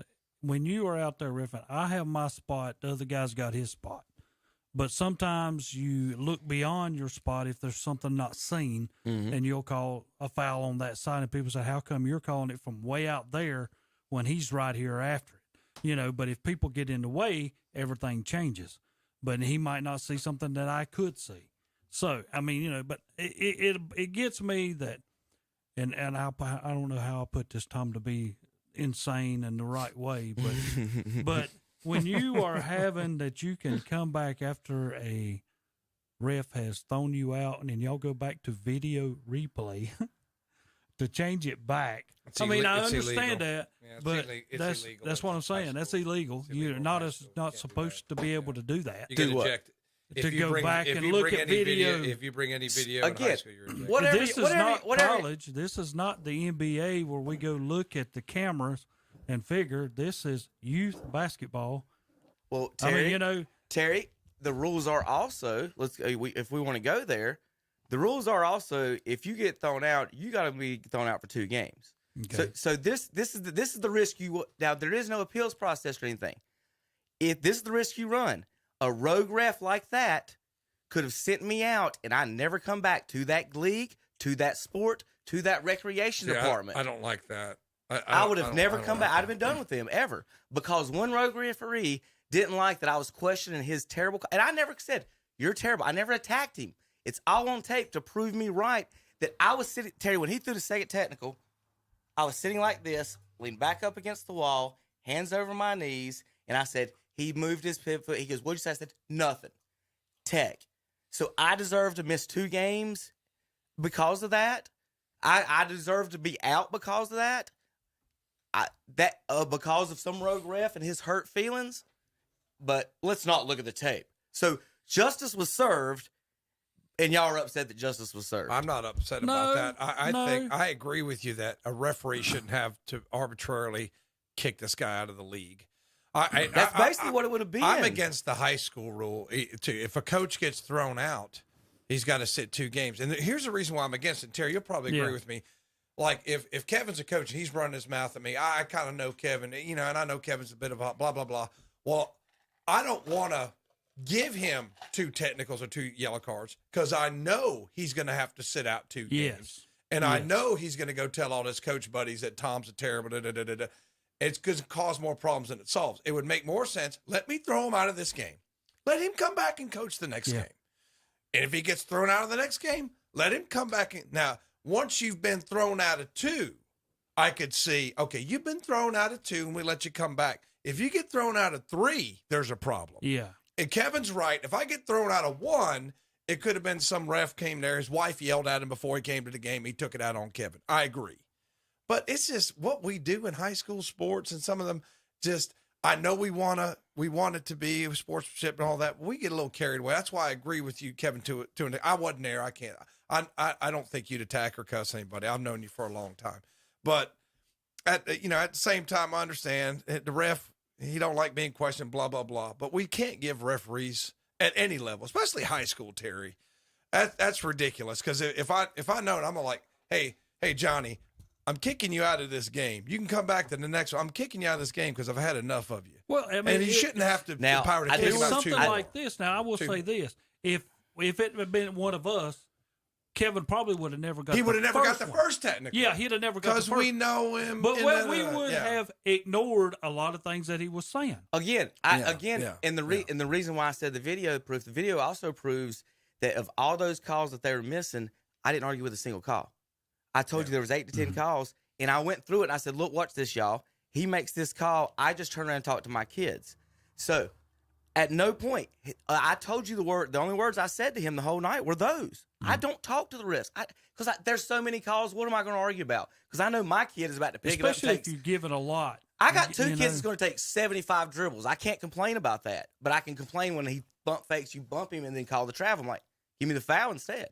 But I didn't even do none of that. And that's my point is, at no point on this was I doing anything other than yelling, he moved his pivot foot, he moved his pivot foot. Boom, you're out. But again, now, with all that said, there's another part of the story.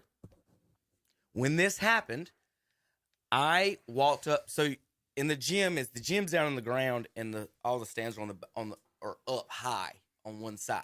Okay, so we're filming from up high, and I walk up in the stands. While I walk up in the stands, I have 2 parents walk by me and say, "We got you, coach. It's okay." And they pat me on the shoulder.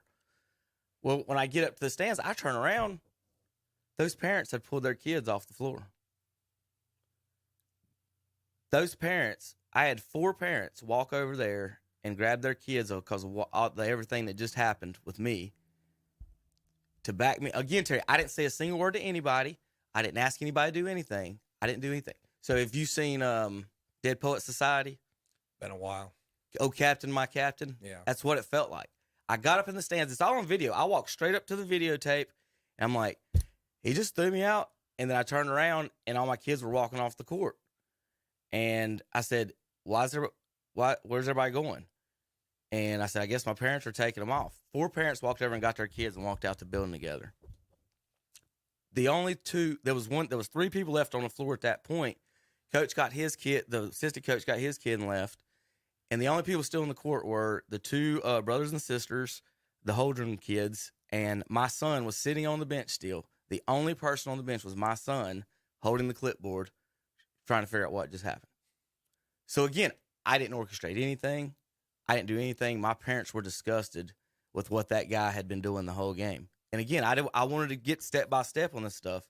And it just to show, again, when someone says every story and you guys refs, every story somebody says, I got thrown out, it ends up with, oh, you're just being a jerk. What'd you say?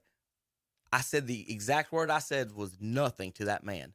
The word nothing, and he threw me out. And the director was sitting 2 feet from me. He heard it. He backed me up, everything. And again, the biggest reason I bring it up is this. If I did not have videotape of it, I would have missed 2 games and I would have quit. I would have not come back. And I might not have went back to them for baseball. So, again, what you're saying with the rules, I told them they need an appeals process, whatever it is. You can't have an automatic 2-game ejection just because some guy feels bad. Most of the time, it is. Most of the time, guys, I said, there's a difference between me cussing you and telling you you're a piece of whatever, and then you being mad because I'm questioning your calls, and a text, it's even. So to me, it wasn't even, and that's why we went through this. Sorry, Ty, I know we got I was about to say Super Bowl. Terry's got to do a Super Bowl prediction. Like 4 minutes. But yeah, Terry, it's just there was a whole big thing this week with all this in the one thing, and I'm good with it now. I mean, we missed a half a game. I feel bad. I apologize, and the kids and everything about walking out that. And again, I had nothing to do with that. Well, let me end it like this.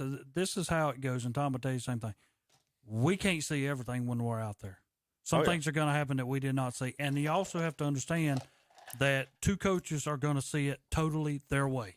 Yep. Correct. So, I mean, there's 3 scenarios right there. I saw it like this. That coach did not. He's getting a call. Or he saw it like that, and that coach didn't get it. But can we see everything? No. There's things that happens that we do not see. And that's, again, Terry, and I wanted to make sure I pointed out, and it's on video. I do not stand there and yell at the referees. I do not fuss at them the whole game. I don't say anything to them.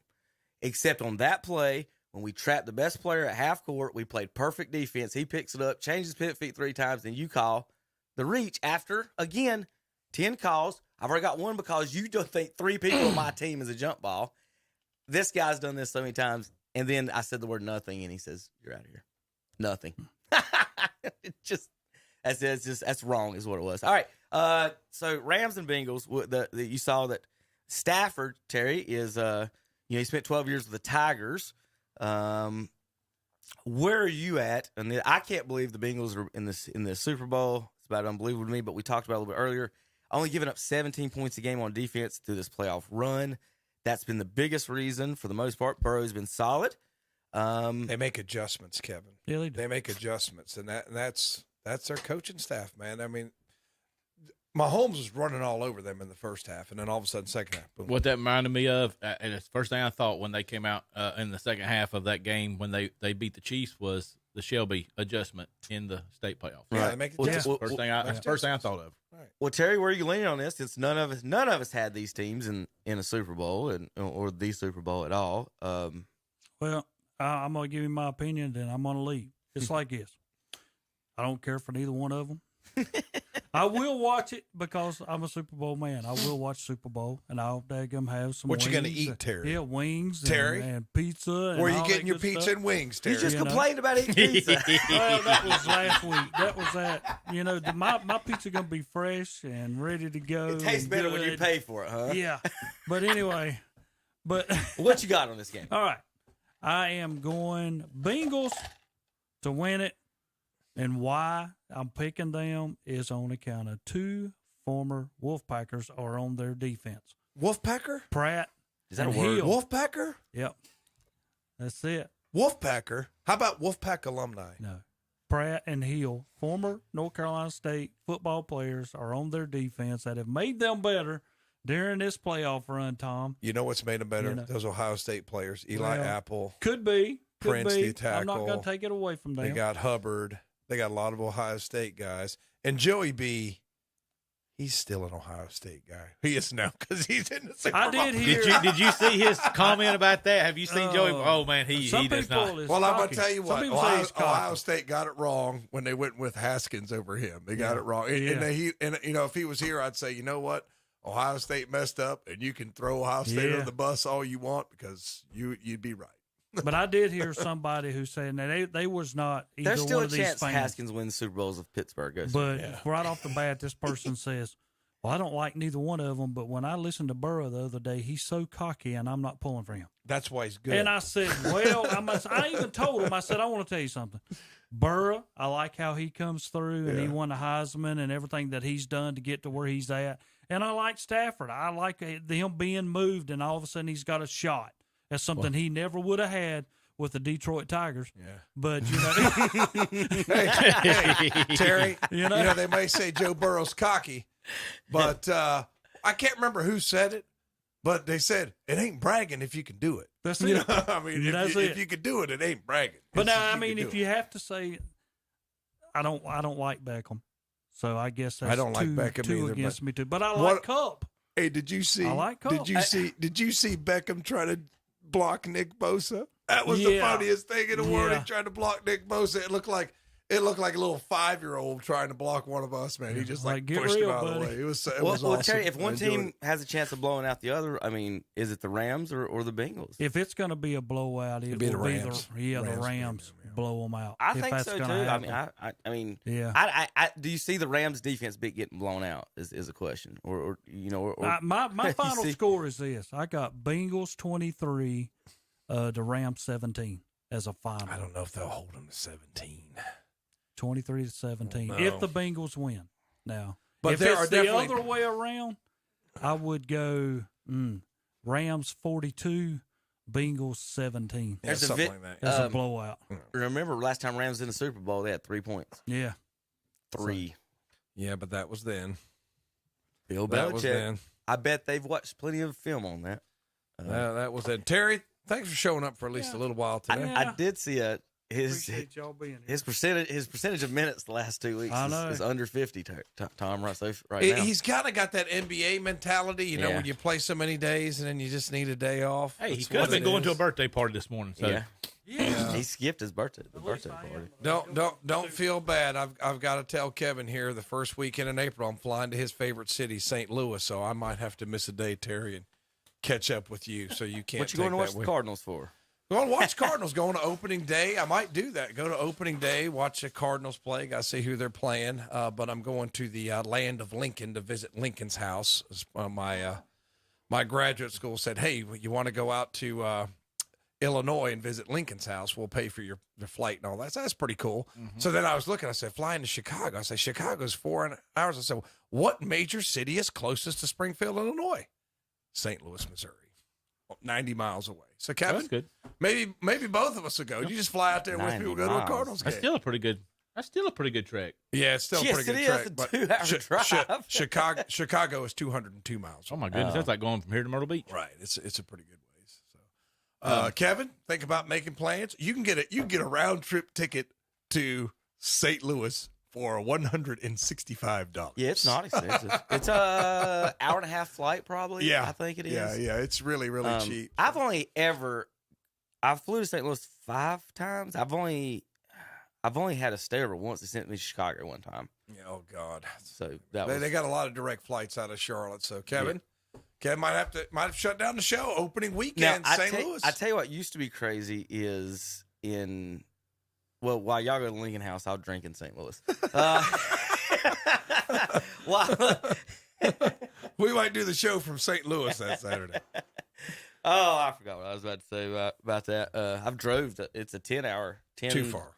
10 and a half hour drive, depending on your traffic. There was one time coming back, my wife and I went before we got married, and we were coming back, and we got in kind of a convoy, but it was 4 cars in a row. All of us had hit the cruise control at the exact same speed. And I swear for 10 miles, I didn't hit the gas or anything. We just rode all together. Perfect distance between each other. It was just a NASCAR cruise and draft down the road. That was I'll never forget that one. But it's a nice little ride. Once you got to go through the Tennessee mountains, but once you get through that, it's just nothing but flatland and farms. Kevin, I'm sorry. March 31st in April.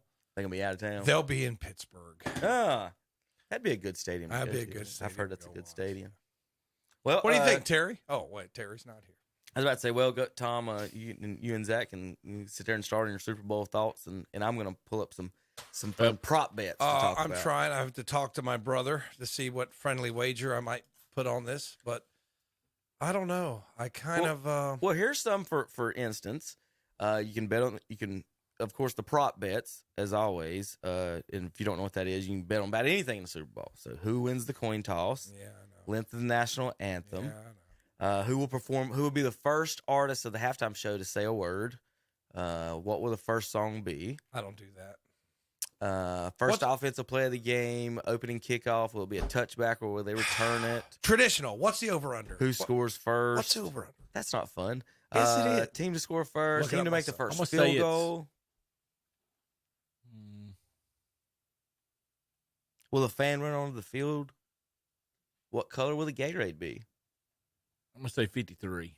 You know, one time we had that on one of my Super Bowl parties, betting on the color of the Gatorade, and they poured water on the coach. We had every color listed, and nobody put clear or water. Maybe it wasn't water. Maybe it was the what is it? That clear frost Gatorade. The Gatorade clear. It could have been, but nobody had that as one of the colors.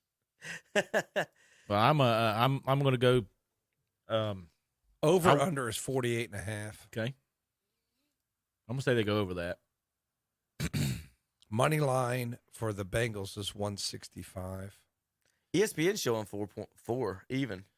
3.5 on mine. 3.5. I guess what you would do if you want to win this game. Where you're betting. If the Bengals win this game, it's gonna be under. I believe with Terry. So I think a pretty good bet would be Bengals in the under. You probably put about $20 on that and win about 80. That's a good safe bet. And if you lose, okay, $20. Who cares? I honestly think it could go over, Tom. I think the Bengals can win a shootout. I just don't think the Bengals are going to keep the Rams from getting more than 15 or 20. I think. So you see what I mean? Like, I think the Rams could shut them down to 3 or 5 points, maybe. Yeah. But I don't think they could do the opposite. So if it's 37-30, I wouldn't be surprised if it's 20-17 almost. But I just don't think I don't think the Bengals can get away from them. You know what I mean? Yeah. I think Aaron Donald's going to play his butt off. I think 30-23 is what I got in my head. Somewhere in for that. Bengals. So you're going Bengals? I think Bengals is going to win it. So Zach, I just think they. You said it earlier about the Giants. They just feel like they're very similar to that Giants team that came in and. They seem to be a team of destiny. Mm-hmm. They seem to be a team of destiny. Well, they went 10-7. The Giants that year went 9-7. They got a quarterback that's confident too. That makes a big difference to me. He's too young to know better right now, isn't he? Right. Honestly, I think the Rams are a better team. I think they just top to bottom they are. I don't want to pick him because I don't think Odell deserves to win this. The way he's acted and behaved and done the last few years, and then he just now I'm going to get traded and go play with the Super Bowl team. Didn't even get traded, or just released, whatever, just go wherever. And I don't know. So and then of course, as pulling for the Browns, you don't want the Bengals to win. So I don't know. Obviously, I personally don't have any hatred for the Bengals or anything. I told you I used to like them. I just don't know how I feel about Burrow with this. I don't know. I've got so many mixed questions this game. The one thing about this game, I don't hate either one of these teams. Just don't like either one either. I'm like in the middle of them. Usually, I pull against the California teams. I usually pull against California, a team. Yeah, California, New York. Yeah. Pull against New York too. The New York teams, California teams. I hate the Rams got home field advantage. That's not good or fair, I guess, as you put it that way. Then again, and you say, well, the Super Bowl tickets are really expensive, but the people in LA can afford that. Yeah, the Bengals can't. So this is 86 degrees. This is a straight home game, Tom. I know for the Rams too. So and the Bucks won last year in theirs. I don't know. What's the injury situation look like? I know that Weddle's been, he got called back. He'd been off for 2 years and came back. Did it pull to Gronk come back for this? I don't know. So I don't know what the injury situation is. I have to look, and then I'm leaning towards Bengals under. I disagree with you guys about the shootout. I think if the Bengals win, they're going to make the defensive adjustments and hold them to about 20 or 24. So it's real close. The over-under's 48. That's not a lot. I bet it is not a lot. I bet a lot of people are taking the over in that. I bet a lot of people. That's what I had in my head, with it being, in the 53 to 58 range. 48.5. So that's basically a 23 How to 20 do you even game. land on that number? Why not just make it 50? We're at 50 be even better because then 24-21 game or 24-23. You got 27. A 27-21 game is under. NBC will use 122 cameras for this game. Yeah, they like that. Whatever that means. Well, that means a lot of cameras. That means you can see a lot. That's what it means. Notable pregame show stuff, if you care about any of that, they're interviewing people.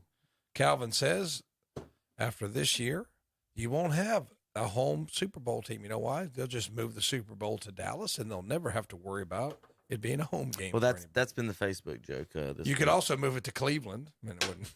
You wouldn't have to worry about it. So the way they've been going. So. Well, I do have another nominee, and they've hosted it before, and they can make it the permanent one.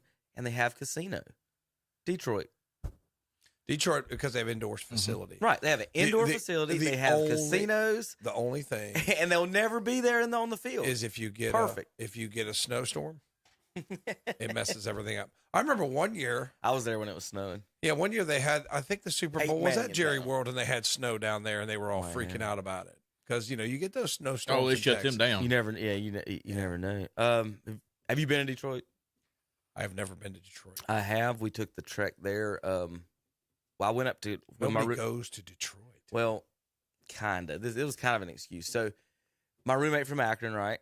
My other roommate from around here, Jesse Beam, his father or brother-in-law, someone like that, somebody-in-law was an NFL referee. Oh, so he went to them. So he got Thanksgiving tickets to see Peyton Manning because he was working that game. So he ended up with tickets to see Peyton Manning at Detroit Lions. They beat him like 7,000 to 2 or something like that. But we all didn't have tickets. So me and another guy went to the casino and watched the game from there. But yeah, it snowed in Detroit. We rode the People Mover is what it's called. Their version of a subway. It's more like the tram in Disney World. You know what I'm talking about? The shuttle that goes over. It's like that in town. You've never had, but when it goes out of the center of it, it turns into like the MARTA in Atlanta. Okay, yeah. So it's kind of. It's just in the city. It's called the People Mover. It's just really slow. I can just feel myself rocking in it. Okay. The worst I've been on was SEPTA in Dallas. You better take your Dramamine before you get on that. I haven't been on but if you want a true cultural experience, I don't know if they have it anymore, the Philly Flash. The Philly Flash are they're actually like gasoline-powered vehicles in the streets. But they look like the old street cars in San Francisco. Well, you first get on one, you're like, hey, nobody rides this thing. $1. That's what it was in 2005. $1. So you get on this thing for $1 because like we're at the art museum. We're like, hey, we need to go downtown to our hotel. Get on the Philly Flash. It's $1. Hey, by the time that sucker made about 2-3 stops, Zach, you're like this. People standing. I mean, open doors. I mean, people could just fall out of this thing. I was like, never again. But it was only $1. But I'm gonna tell you what. If I ever wanted to feel like a sardine.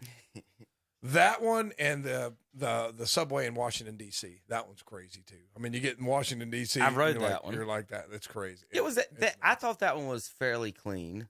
Washington was. It was just packed. It's just packed. The people going. I was riding around the Smithsonian. I guess that's what part you were going to. That's where it was. Yep. Okay. Yep. St. Louis's is an outdoor type thing, but you ride into the city. It goes underground when it comes in the city, there near the river, it goes down, and then you entrance back up right there in front of the stadium. So they've got parking lots it's basically just to get you in and out right there. London they live. It's like New York, like they live and die off the subway. So that thing is what is just entanglement. I mean, it's just. You would ride one, jump off, get on the other one, and then get on the next one, and you just jump to different subways. So SEPTA in Dallas, though, that thing has got to be. Oh my God, I rode that thing.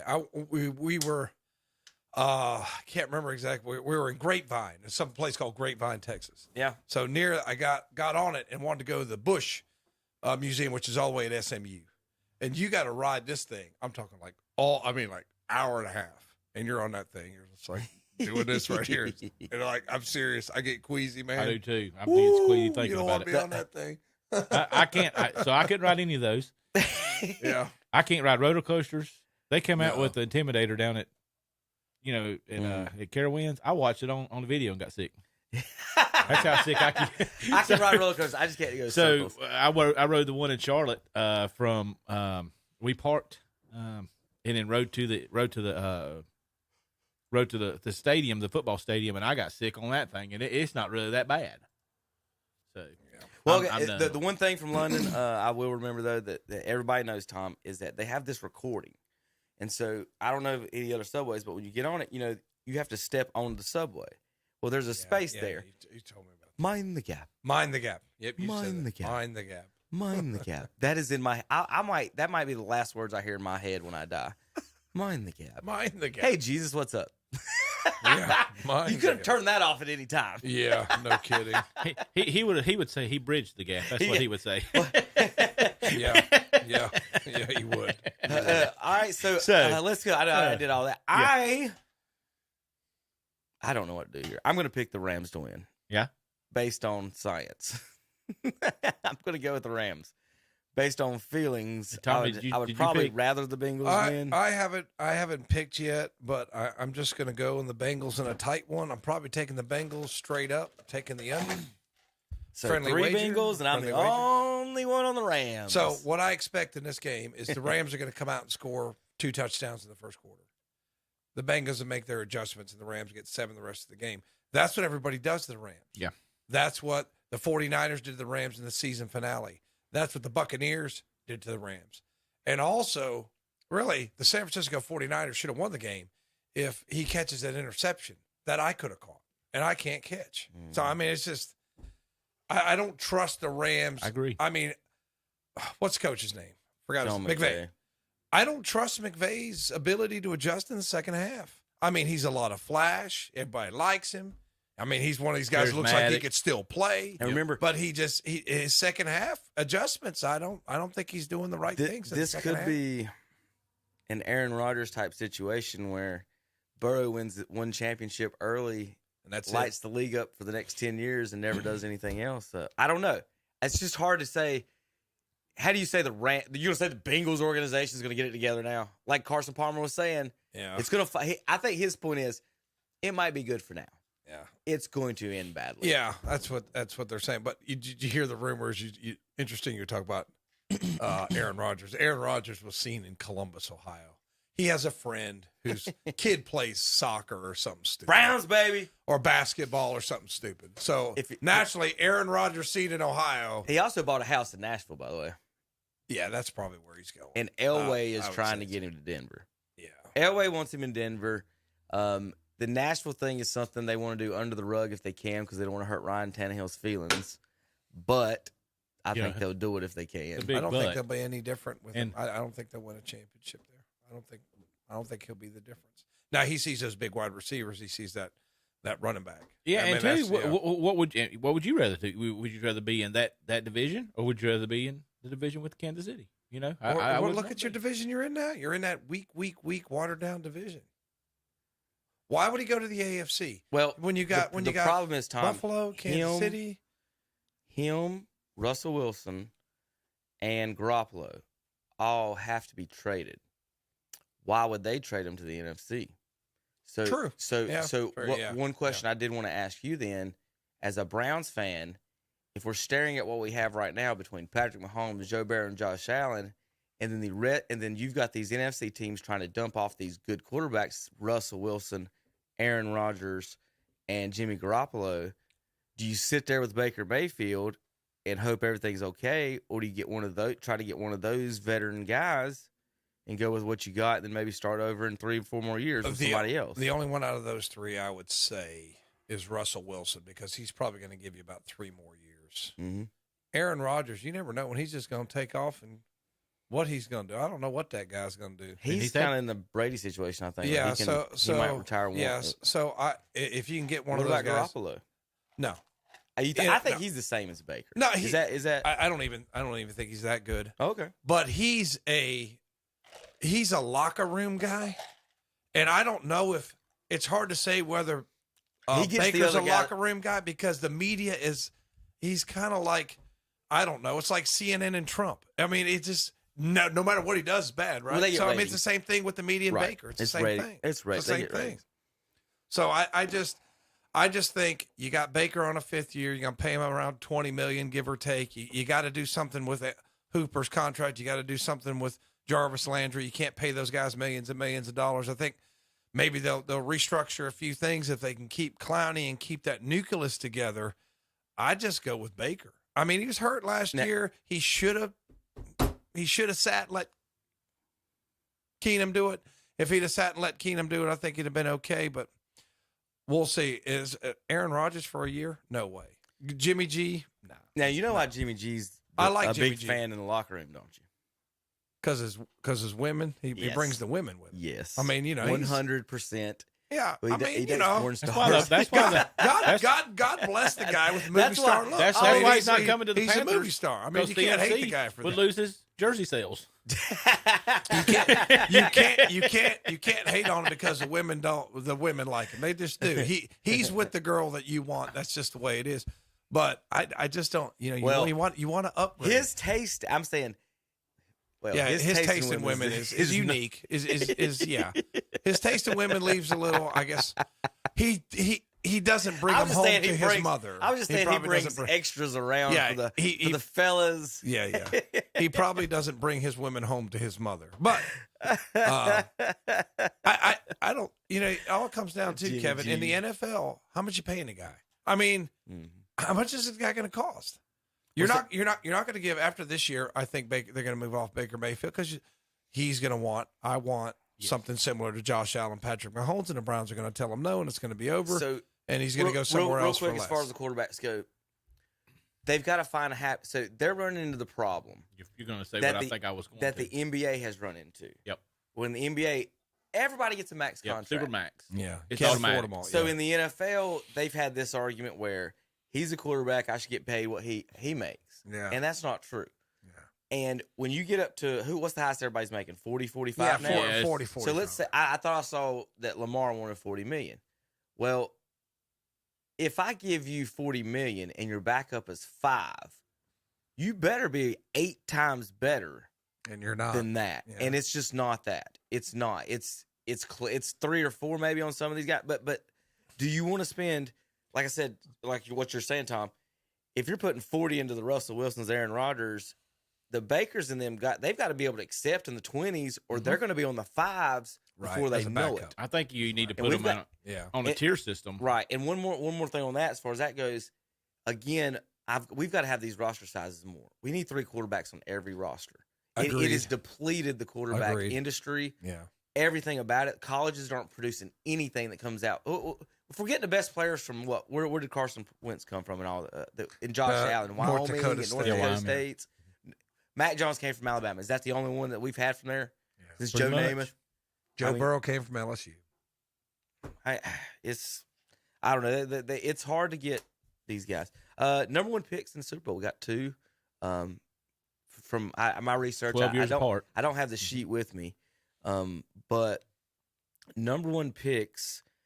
It's like a 50-50 hit, but then the ones that do tend to make it to Super Bowls. Yeah. So it's you want that pick, but if you don't get it right, Tom, if Baker doesn't get it right, you're not going to get there. My thing is, they do. If you build upon it, it may turn into. Talk about the money situation. If you're looking at it, and let's just say, you're looking at the board and you've got whether it's Aaron Rodgers at the top and whoever your worst, is at the bottom, Case Keenum, whoever it might be at the bottom. If you're Baker Mayfield and you're sitting at 15, then that's where your pay scale. What's Case getting paid? I want to say he's probably making 8 pretty or good 9. money. Yeah, he's an expensive backup. I can't remember. If he says I want 40, and he should be. Yeah. But in the Brown situation, if Baker says I want 40, you can't have Case Keenum. We can pay. No, well, if I'm the Browns, Tom, would you not say we'll pay Case 10 and spend that 30 on more running backs or defensive players? And that's what Brady was smart enough to realize. You can pay what the top 4 running backs we looked up in the league for the same price as you could if you drop down to Case Keenum's he's around level. He's around $6 million a year. Oh yes, golly. I mean, that's what Brady was smart on. What $30 he million he took less $30 money. $30 million on Baker or $30 million on defense and line. Yeah, that's why I said it's going to come to a head after this year because it. Say Baker comes back, he's healthy. The Browns go 11-6 or 12-5, and they make a deep run in the playoffs or make the Super Bowl. Well, he's that gonna you want see. to pay him. He's Well, gonna if he say does that, you want to pay him. He's gonna say, "Write me the check." But once you write him a $40 million check, okay, something's gone. I mean, something's got to Right. go. So I don't know. I mean, it's always Cleveland. We got to wait to see what happens next year. I mean, that's the motto of the franchise. The thing that's bad for Baker is we are coming into that 5th year, and I mean, he really hasn't. He really for 5 years. Have you seen the Kyler Murray situation? Yeah, he's really not developed. He really hasn't. Have y'all seen the Kyler Murray situation? He has deleted all pictures of him and Arizona Cardinals off all of his social media. So he's in his 4th or 5th year too, and they're getting to these years and they're talking, well, we can pay you 40 or we can draft someone else and pay them 5. Yeah. And I think another thing that's coming into all this too is rookie pay scale for quarterbacks. Teams are willing to jump on that bandwagon to build their other parts of their team. that's the way. model. That's the way. It's the How model now. how do you think that New England's come back so fast? Yeah, That's exactly what they did. They spent a year drafting people. Put people on defense. And then they got their rookie quarterback that they wanted. And you just keep doing that because now they have still the next 3 years of draft. Belichick could draft 4 straight years of all defensive players. Right. Now that if you have a rookie quarterback on a rookie pay scale, and then offensive line, and then what you do by the time you got to pay your quarterback $40 million, you're actually probably cutting older players like linemen or defensive players that were overpriced anyway. So you're going to make that back up. It's the model to go by. Let me read some fun, real quick bets before we go. You don't have to answer if you don't want to. Just quick things. Excuse me. Who will the MVP thank first? God, Jesus, city, coach, owner, family, fans, or others? What color Gatorade? Of course, we talked about that. Will a highlight video of Chris Collinsworth playing in the Bengals' 2 previous Super Bowls be shown during the game? That's the easiest bet in the world. It will be. Will there be a flea flicker or a non-quarterback pass, fake punts, onside kicks? You can bet on all those. Will a player who is not a running back or wide receiver score a touchdown? Who will have a longer catch, Cooper Kupp or Jamar Chase? Who will be the first player to get a penalty in the game? What will be the first penalty of the game? Which team will score first? Obviously, you can bet on those. Which songs will play during the half? How many number of songs will play during halftime? Who will sing first? Will there be a Tupac hologram? You can bet on if there will be a Tupac hologram show up during the Super Bowl halftime. If I don't care, does that make me a bad person? You can put $50 and not care, Tom. Right. I just want to know if it makes me a bad put person. Put a 20 spot on it. Whatever. Leading the best odds to be the first song played is California Love, and that's why they were wondering if Tupac will make an appearance because this is Dr. Dre and Eminem's and their Ice Cube's halftime show. Getting too old for this. So the next episode is the 2nd, Family Affair, Still Dre. Nothing But a G Thing is 5th.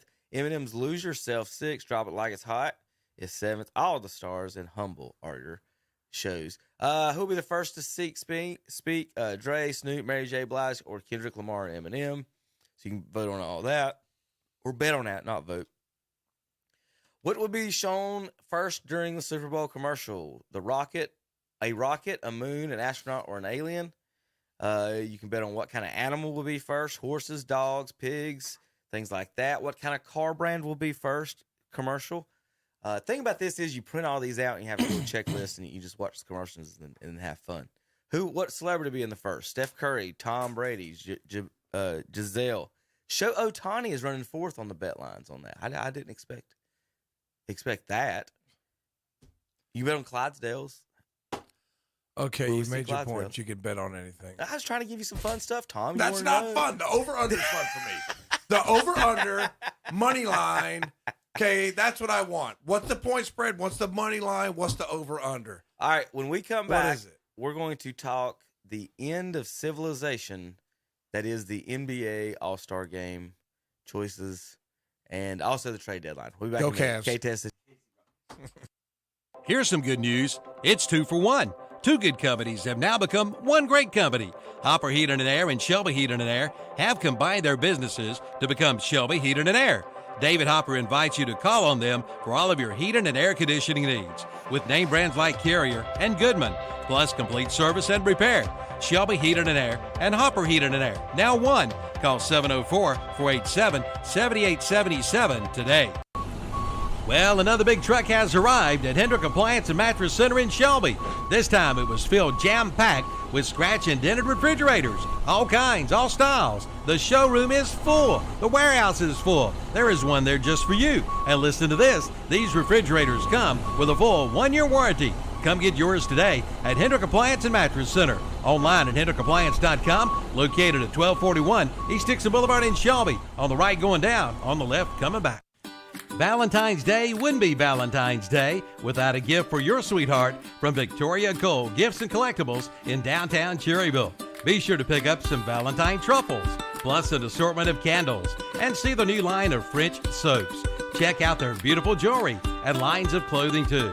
And if you're undecided, how about a gift certificate? Free gift wrapping too at Victoria Cole Gifts and Collectibles, 112 East Main Street in downtown Cherryville. Like them on Facebook too.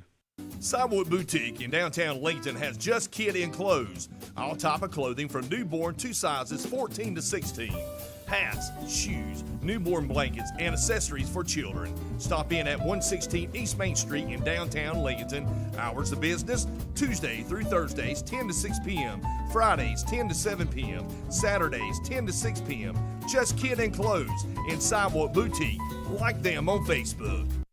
Classic Volkswagen of Gastonia announces 1.9% APR financing for 60 months during the Volkswagen President's Day sale. Again, get 1.9% APR financing for up to 60 months. Hey, that's not all. You can also get 1.9% financing up to 60 months on selected pre-owned vehicles too. Come check it all out today and drive away from Classic Volkswagen of Gastonia. Located at 4417 Wilkinson Boulevard in Gastonia. Online at ClassicVWGastonia.com. Plumbing problems? Well, if you're not an expert plumber, then we invite you to call the Expert Plumbers. That's Olmsted Plumbing in Forest City. Just call 828-245-7302. Recommended since 1973. From faucets to sinks to toilets, from sewer and drains to well pumps, from dishwashers to disposals to bathroom remodeling, residential and commercial, new homes too. Don't let your plumbing problems drive you plumb crazy. Call Olmsted Plumbing in Forest City, 828-245-7302, or visit the website at olmstedplumbing.com. And we're back on Saturday Morning Sports Talk with Kevin and the gang. Y'all are going to NBA Yes. now? Yes. Okay. NBA. Yeah, I actually How remember about those Cleveland Cavaliers? All right, so the end of civilization is happening. The worst thing, Zach, that could happen to Charlotte sports since Cam Newton was named MVP happened. We've done it 2 years in a row. LaMelo Ball was put on as a reserve for the All-Stars. I want anybody to go into the Google history, the NBA history, and find me the second leading scorer of the 9 seed making an All-Star team. I'd love to see it. I want to see it one time in the history of the league. Has a second leading scorer on the 9 seed made an All-Star team. Now, I did some research, of course, like I always do my fun numbers research. So, Tom, since you remember about 2 weeks ago, we talked about when we named that he probably wouldn't be a reserve, or that they were going to name reserves. So they did when we named the starters that he was on the reserve list. So I took the liberty of making some notes on this, and I need to look in at. That was between the 2 games. So that is correct. All right. Since he didn't make the All-Star starter, Zach, remember, and everybody they were talking about, well, should he make the All-Star team? Should he be? Who's the snubs? They were talking snubs. Well, Miles Bridges was in the conversation. Well, you couldn't have the conversation that LaMelo's in it when Miles is the leading scorer. So since that time that they named the starters, when they had a chance to score to see who would be the All-Star, the point guard for the Charlotte Hornets in 5 games, which was a 5-game losing streak, now 6 games, and then they broke it last night. They had a 6-game losing streak. During those 5 games from when he was named not a starter to named a reserve, he shot 110 times. 22 shots a game, Tom, from the point guard. Michael Jordan averaged 23. So from the time he was not named on the All-Star team to a possible reserve, the point guard took 110 shots. You know how many the leading scorer took? 76. LaMelo iced out Miles Bridges for 6 straight games. They lost 6 straight games, so he could score more than him. They're now Miles is still ahead of him by 1,000th of a point, but they're tied 19.9 essentially. And as soon as he got tied with 19.9, they named him that day. You cannot tell me that this was set up, that they iced Miles Bridges. Miles Bridges should be mad. They lost 6 games in a row doing this. 6 games in a row while he sit there and jacked up shot after shot after shot so he could get close to Miles Bridges. I think one game Miles had 4 shots at halftime, with like 9. It was so bad. It was just so bad. And then he gets named the reserve. I don't even, and then, of course, as far as the other snubs we talked about them, Jaylen Brown not making it, I guess. Is he the one that didn't for Boston? One of them didn't, and then they got the ninth seed, second leading scorer. Wiggins is a starter. That's just unbelievable to me.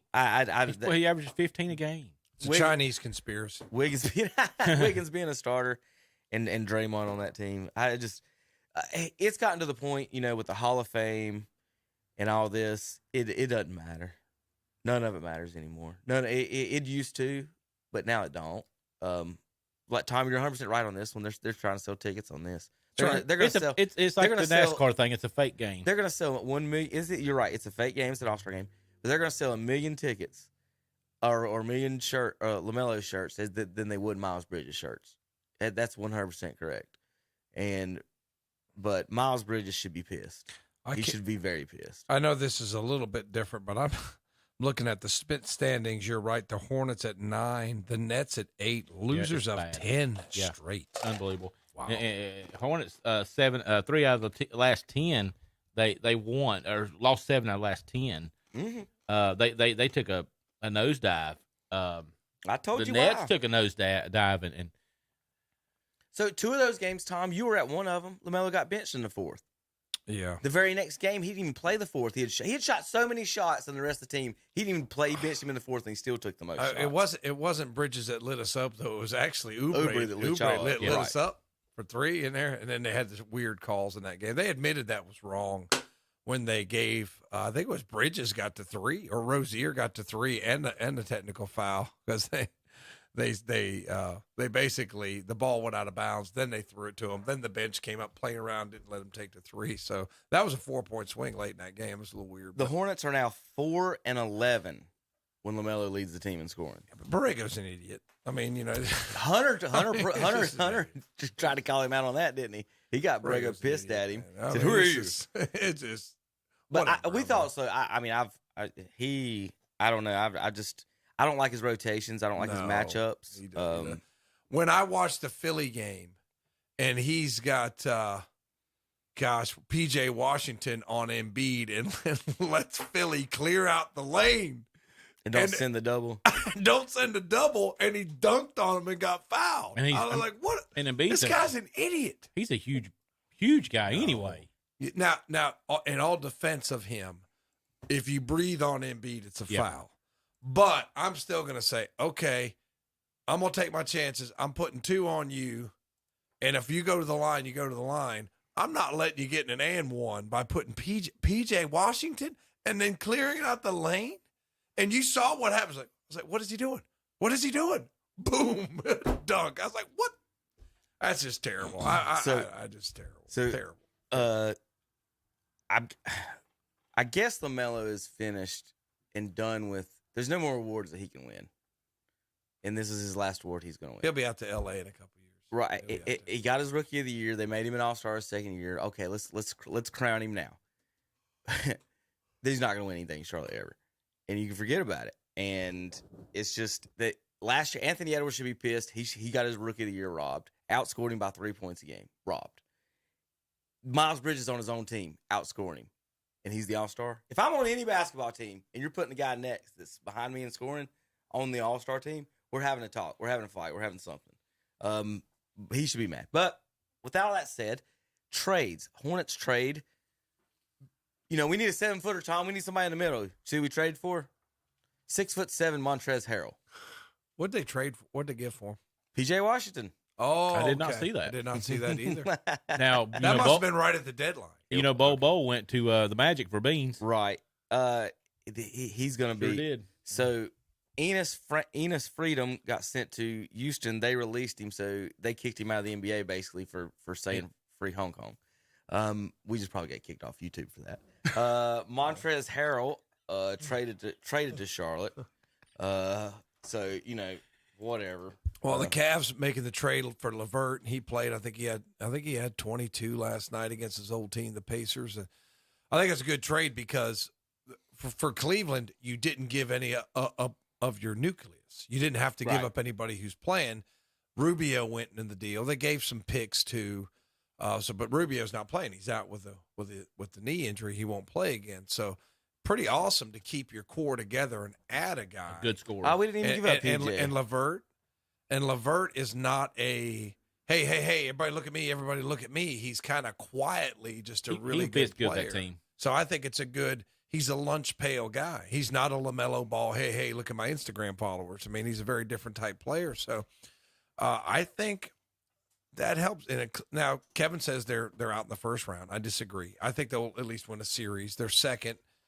They're second in the Eastern Conference right now. Jared Allen is just playing phenomenal. How did the Nets let this guy get away? So, I mean, he's really let me playing ask great. you something. They're going to wind up playing the Nets. That might be a That's bad. what I was about to say, Tommy. That would be the only thing Mister, I think they I'm don't win our first round matchup. That's what, if they don't win a first round matchup, they might play the Nets. Mr. Vaccine, Mr. Vaccine controversy is really helping out. You keep that. He's helping out everybody else. So we appreciate it. Don't get your vaccine. Remember, keep screwing up the whole organization. Look at their record at home. Brooklyn, I don't have it on the screen. I'll pull it up for you. Brooklyn at home, guys, has a losing record without Kyrie being there at home. Well, if that's the deal, you gotta trade him. I mean, if he's the rule's the rule. You got to trade him. He can't be there. I mean, it's just you can't do this to your franchise. They're 0 for their last 10. He's submarining the whole season. So KD should have went to the Knicks in the first place. All right. So did you see LeBron yesterday and Kevin Durant? Yeah, I did. Did you see him laughing? Colin with Barkley and them about James Harden? No, I saw him pick. I saw him pick the All Stars, and KD was being a jerk. You have to Google and watch it. So, yes. So, KD is about as serious as it can be. I'm going to say a couple of things. I don't like. He's the best offensive player that we may have ever seen. He's also a jerk. It can be two things.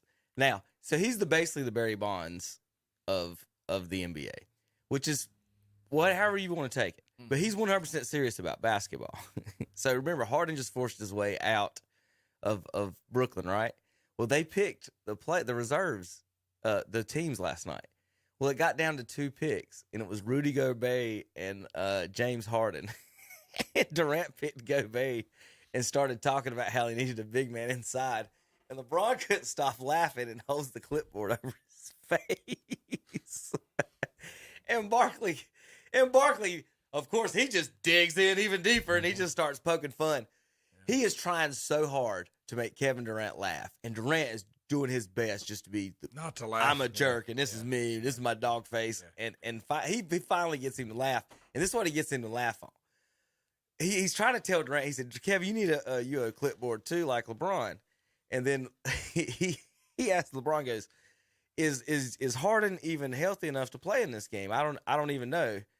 And Barkley goes, "Oh, he healthy now." He said he just got traded. He in good shape now. And that's when Durant went. He got Durant to giggle on that one when he said, "Oh, he healthy now." So Harden forces his way to. This is his how many different team that he's had total? 5, 6. At some point, we got to put the blame on James Harden. And Tom, what has been his thing? Yeah. He likes to shoot a lot, and he likes to be the guard. And in Houston, he shot a lot. And then these guys don't realize that. And that's the thing. That's the one thing about Kevin Durant's career that I think has been the saddest or baddest thing about it, is that he hasn't played with people who make him better at all. He's played with He's played with people just to play, to be ballers with, just to go out there and play basketball with. They should have got rid of Draymond and kept him in Golden State. Right. It should have been it. That should have been no question. But they gave up They gave up Simmons, Curry, and Drummond. Yeah, they and a first-round pick, I think. Two first-round picks. 22 and 27. They fleeced them. Yes. In my opinion. Yes. They fleeced them. Yes. Even without. Wow. I even say even without Ben Simmons. Right. They fleeced them. So let's say he's playing with now. He's playing with Kyrie. He's playing with Seth Curry. None of these people set him up for scoring. 2 first round. He's right. But they also got Paul Millsap in the trade, Philadelphia. So he when he played in Oklahoma City, he had 2 shoot first guards, Westbrook and Harden. Then he goes to Golden State and has the best 3-point shooter of all time, and maybe a top 5 with Klay Thompson. Then he goes to Brooklyn, and he's got to play with Kyrie and James Harden, 2 of the biggest ball hogs ever. So, and then all that, Zach, is he not third all-time leading scorer in average now?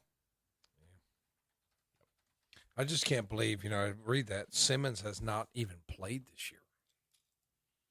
Yeah, he refused. He's refused to play because he got his feelings hurt. So Durant is 4th right now, all-time leading scorer, 27.1 behind Elgin Baylor at 27.3. So without ever playing one time in his career with someone who facilitates and sets him up, he's still getting 27 a game. Adding, you got Drummond. I think that I love Kevin Durant's game. I don't like who he plays with. I just don't. I don't like Kyrie. I didn't like Durant. I mean, not Durant, but Harden. Maybe it changes now going forward. I don't think the Raptors got anything. Tom, you don't want to play them. If Boston gets through, I think y'all can beat them. Y'all definitely beat the Hornets if we accidentally get through. But being in a 2 seed's pretty good. If you're in that 3, though, if you get back 3-4, it's going to be way tougher because then you'll have Philadelphia or Milwaukee or somebody to go through and maybe in the first round. So you want to try to keep up there in the 1-2 spot if you can. Don't know. I would say Miami's probably has been and been the favorite. DeRozan's been pretty good this year, though, for Chicago. Yeah, all right. Pretty good is putting it lightly. Right. He's been fantastic. Yeah. Any other final news and thoughts, guys? I didn't look up at the time until just now. Nope. I think it's going to be fun. Super Bowl Sunday. Friendly wagers. Kevin just told you can bet on whether the sky will be blue. Can you bet on the temperature in Los Angeles? The over-under? I don't know. Well, you could probably bet on the game time. You should be able. That'd be a good bet. That's a good idea. What will the game kickoff temperature? Tom, with you saying that, there is no way on earth there's not a website somewhere where people bet on temperatures. I'm telling you, you can bet on whatever. You've seen that. You've seen the Kramer episode in Seinfeld where him and that guy's betting on plane departures, hadn't you? Plane arrivals. Bet on whatever you want. They were betting on arrivals. Would it be late or not? Over under was late or not. All right, JP. Before we go, who are you picking, JP? Cincinnati Bengals and LA Rams in the Super Bowl. Bengals, 21-7. Bengals, 21-7. All right, we'll see you guys next week. KTC Broadcasting. You do what you do when you want to be me instead of you, 'cause I am still on beat, showing love to the streets.